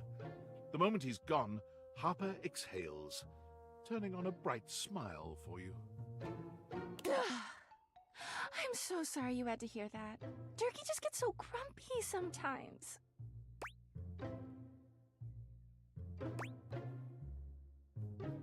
You deserve so much better, girl. I do. But you know, I'm just so soft-hearted. I always take him back. You seem like someone who gets relationships. I've been thinking a lot about my relationship with Turkey lately. You'll listen to me, won't you? I'd love to help. Oh, good. This way. Harper grabs your hand, dragging you over to a quiet corner of the room, overturning a box to allow you to sit. She lies on the floor, as if she were at an actual therapist's office. It all started a few years ago. A lot of things come through this laundry room, you know? You forget a lot of stuff in your pockets, sometimes you find it, sometimes you don't. And this time, you'd forgotten chapstick in your pocket.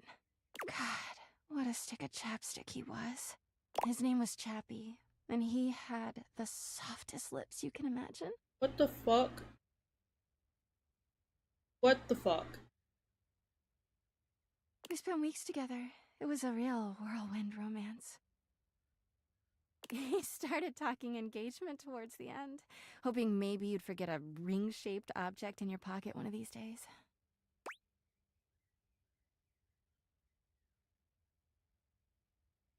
Oh yeah, I was looking for that chapstick for ages. Well, you found him again later.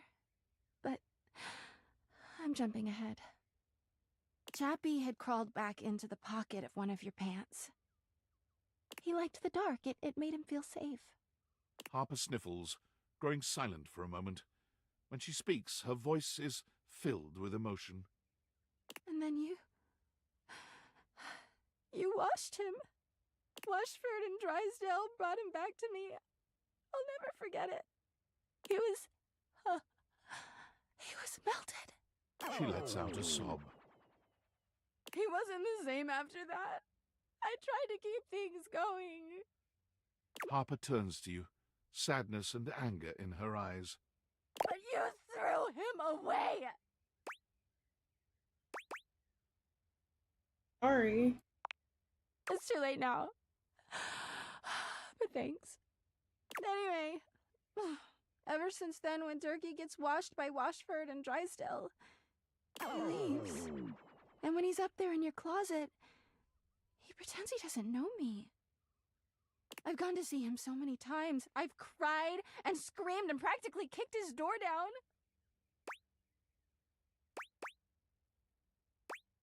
Why does he ignore you? 'Cause he's a low-down, dirty cheater. I know that Turkey is cheating when he's up there. He calls himself Clarence and acts like he's so cool and above everybody else. Tell the truth, Turkey! I know you and those Hanks are getting it whenever you're up there. And he's got a stream of objects coming in and out of that closet. I know it!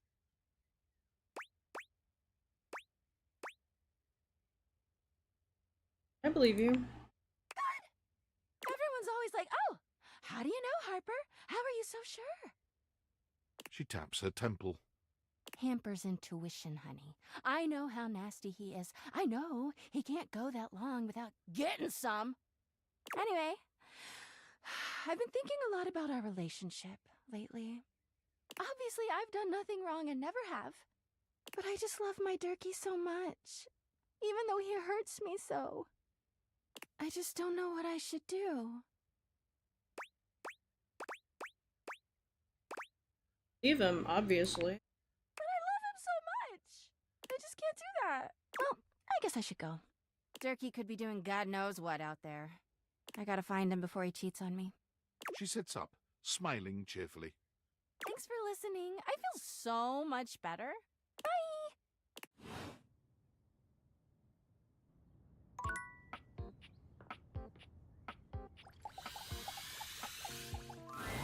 Hey, nice to see you again.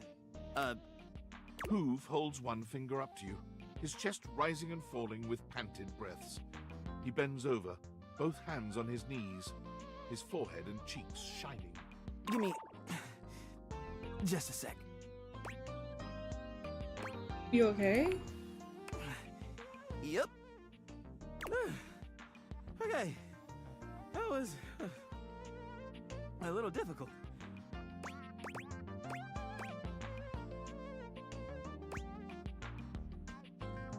Why don't you take a break? Yeah, I guess I ought to sit down for a minute. So, what brings you by? I was thinking we could do something in the game. I'd love that. What'd you have in mind?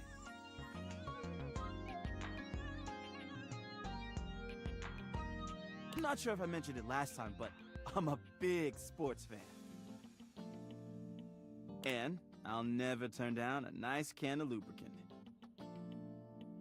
As long as I'm not on the job.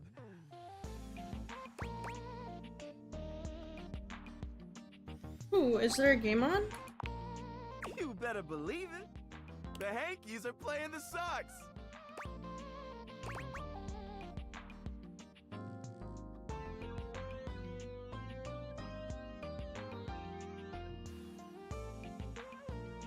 I love the Hanks. No way. Me too. I'm an absolute diehard. Are you a serious fan? Or just casual? As serious as they come. Then I guess you won't object to a little test. Who was their MVP pitcher in the 1954 season?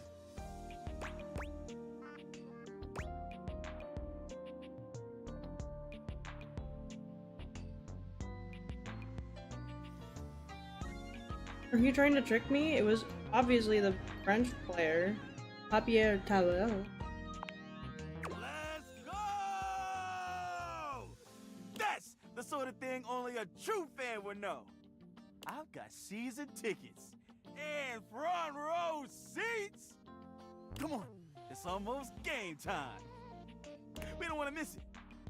Hoove takes you to Valdivia Arena, where the two of you witness an athletic event on par with the greatest games the human world could ever offer. You cheer your hearts out side by side. Let's go, Hanky! Is your heart pounding from the thrill of the game? Or is it Hoove's presence so close to you? The only thing you know for sure is that you'll never witness another matchup this exciting. Wow, what a game!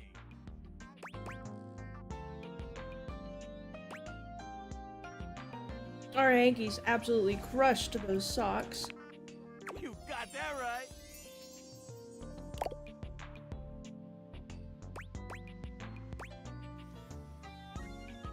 You feel like grabbing a drink? You read my mind. Let's crack a can. Hoove hands you a martini glass filled with a suspiciously dark liquid. It smells like alcohol, sure, but there's another strange scent you can't quite place. Cheers!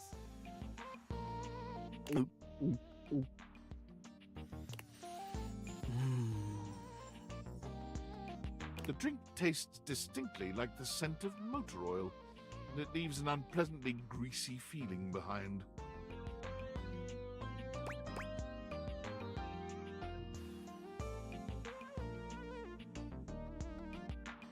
That's delicious. It's a craft brew.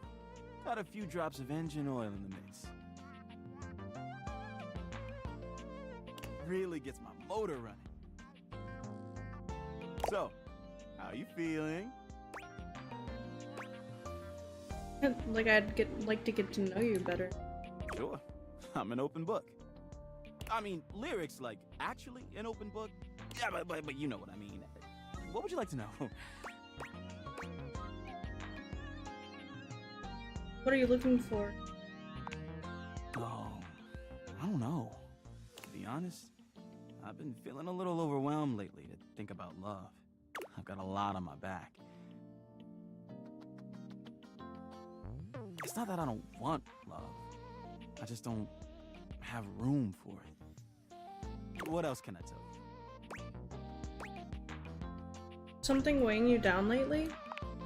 I mean, I guess I've been feeling a little overwhelmed. My suction's not the same as it once was. I'm struggling to get up in the morning. Lately, I just feel like I've got no space in my life. But I'm not sure why. I've got amazing friends, and I love my job. Every day I get to go around the house, and I encounter so many amazing things. I collect them in my bag. I've got everything you can think of. Be amazed at the stuff I find.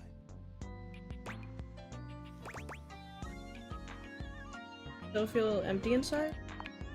That's just it, but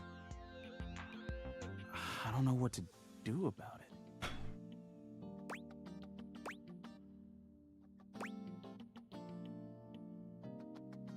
You might need to let go of a few things. Oh, I don't know. All that stuff is kind of private. Now, I'd love to show you some things, but why should I trust you? You can always trust a fellow Hankies fan. You know what? You're right. All right. Tell you what. I guess I'll take a few things out. This is a button I found under the coffee table. It's red and shiny and I don't know. I just love it.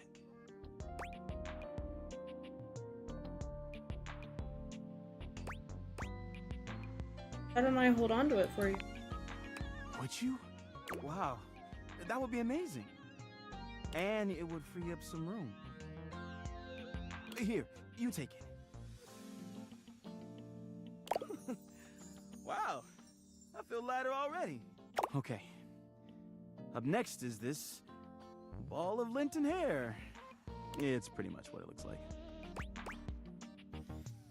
You love it? Honestly, no. I just keep it because, Actually, I have no idea why I still have this. Would you be willing to part with it? Yeah, why not? Goodbye, gross lint ball. You served me well. All right, but how about this? It's an old crumpled up collectible card. Could be worth some money, don't you think? Want me to keep it somewhere for you? Sure, that would be great. Going through all that stuff was pretty tiring. Thanks for taking the time to help me with my problem. And for hanging out with me today. That was great. I'm always around for everyone else here. So it's a little new for me to find someone to take care of me like that. I'd love to see you again soon. Don't be a stranger, okay? You're around who? I guess I'm really finding someone who gets me. Wild.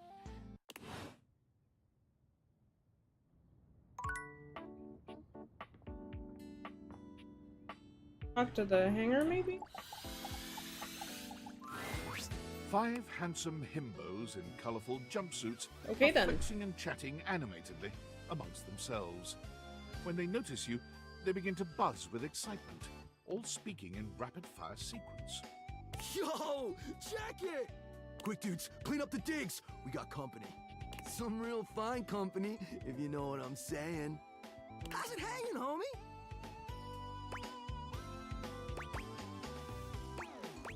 All good, fam. Word. Oh, that's facts, amigo. Well, what are you waiting for? Slide on in here and take a load off.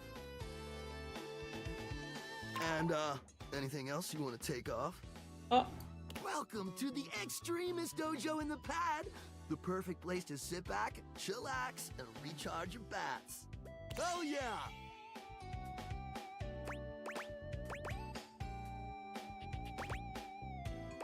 Hey! Fire! Right now, you're hanging with the wildest, dopest, gnarliest squad of bussin' athletes around, homie. The Hanks! Well, who's who? Oh man, you don't know? We're the Hanks!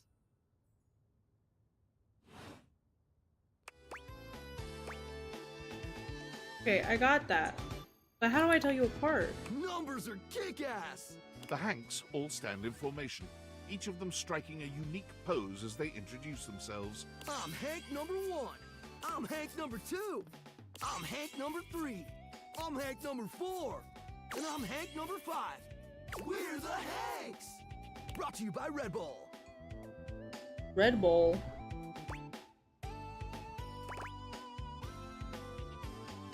Well, that explains it. Cool! What are you guys getting up to in here? Seems pretty sporty. That's right! We're the wildest, most fearless, gnarliest squad of extreme athletes in the house! We base jump, we lava board, we cheese roll! If something's hot enough, we'll ride it all night long. We laugh in the face of danger, even though we probably shouldn't. We've tasted the adrenaline of them all.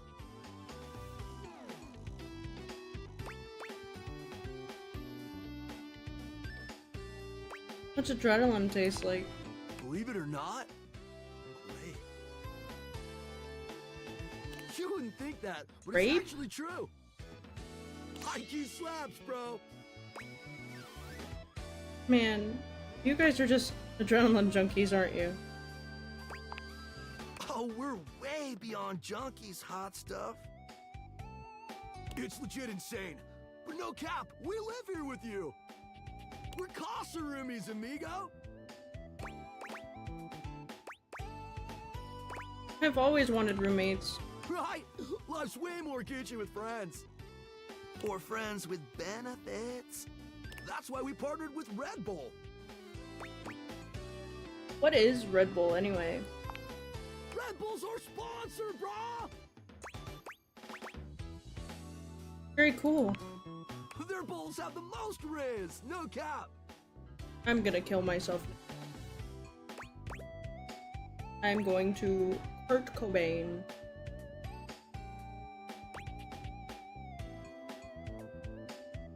So I accidentally friended the door. I go.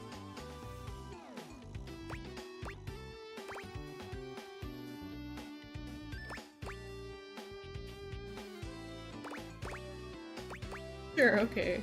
And they're not just a sponsor, they're our fam. They fuel our adventures.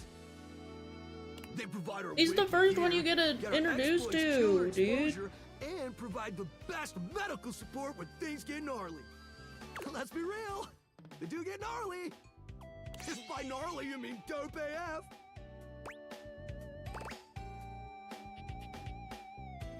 This sounds like a great partnership. Through every stunt, they've always got our backs. We high-key love it all, homie!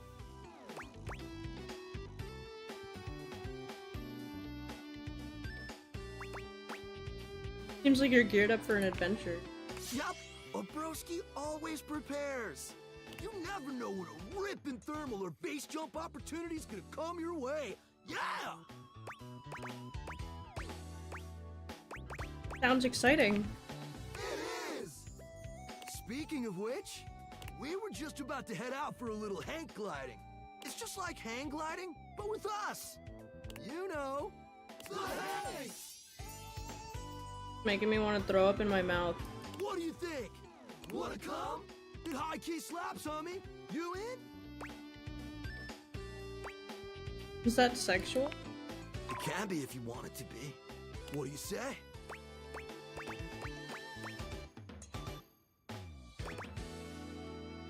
I don't know. Oh, why not? Sure, sounds rad. Sweet! Thanks for the hydrate.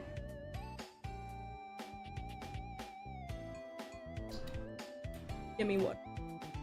You're one adventurous spirit. We love it.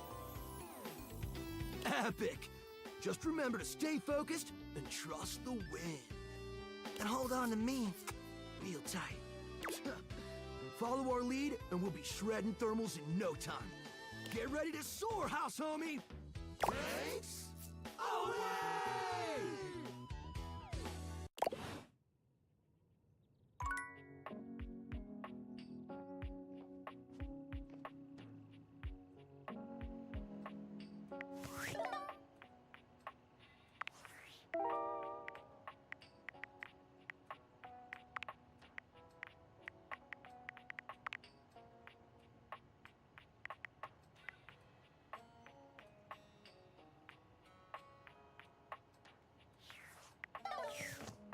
Hirohime? The fuck is Hirohime and where are they?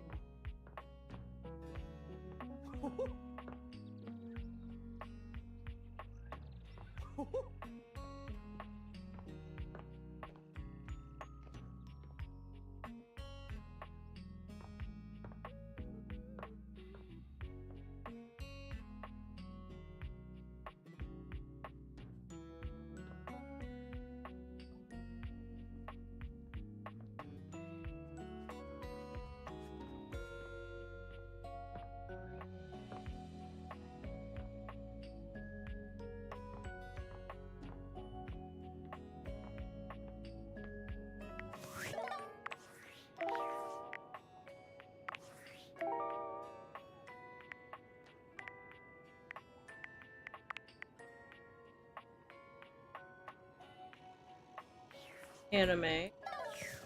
But where?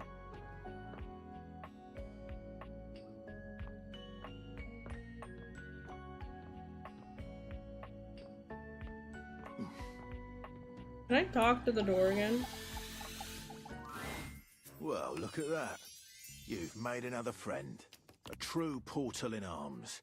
Just like myself. Keep it up. It feels better and better the more you do. Trust me. Dorian stands firmly in your way. An unmovable wall. Thinking of going outside? No, I just wanted to get to know you better. I'm a door who's the main entrance and egress from this domicile. I'm more impressive and ornate than the other doors, because I need to project a welcoming presence. But also make it clear that those who do not deserve entry stay outside. You look great. Cheers. I open up when you tell me to. It's you who needs to make the decision about whether you're really ready to go out there. After all, you're the only one who knows the reason behind why you tend to stay inside these days.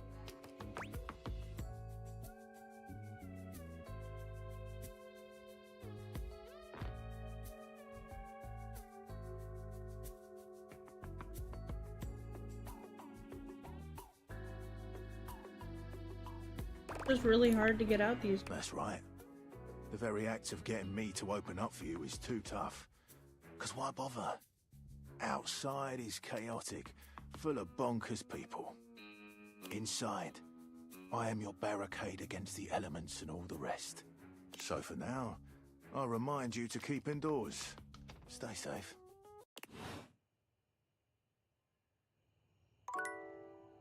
Aw.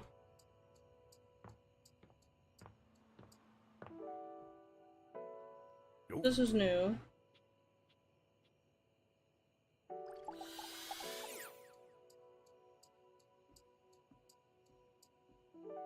It's new. Well, hello there. I'm just doing some Damn legwork it. on my next book. My goodness, what a fun thing to finally be able to say. So I'm just tickled to see you, but I may not be the best conversation partner right now.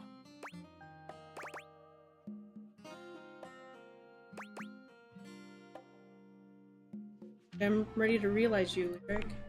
Truly? That's... well, I don't really know what that is. I never thought I'd ever get to contemplate being real. Being real? It's always been little more than fiction. Unless that's all it is? Fiction? Are you spinning a tale for me? Damn.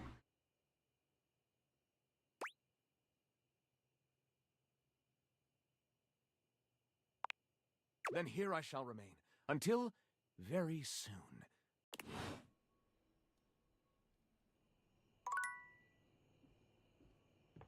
Okay. Gotta be really fucking good. Come and give me a little snuggle, lover.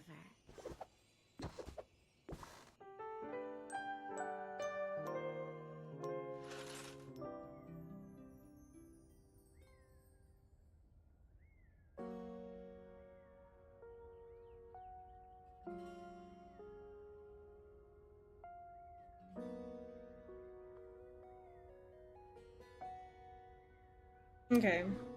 Well, I'm gonna get off for today. But I'll be back tomorrow around 2, 3-ish playing some Overwatch with Geo. The new characters are coming out, so we're gonna go play the new character. I'm gonna raid Dewfirth, one of the channels. So I think it was one of the friends of one of my friends. He's playing Overwatch. Talk to y'all later.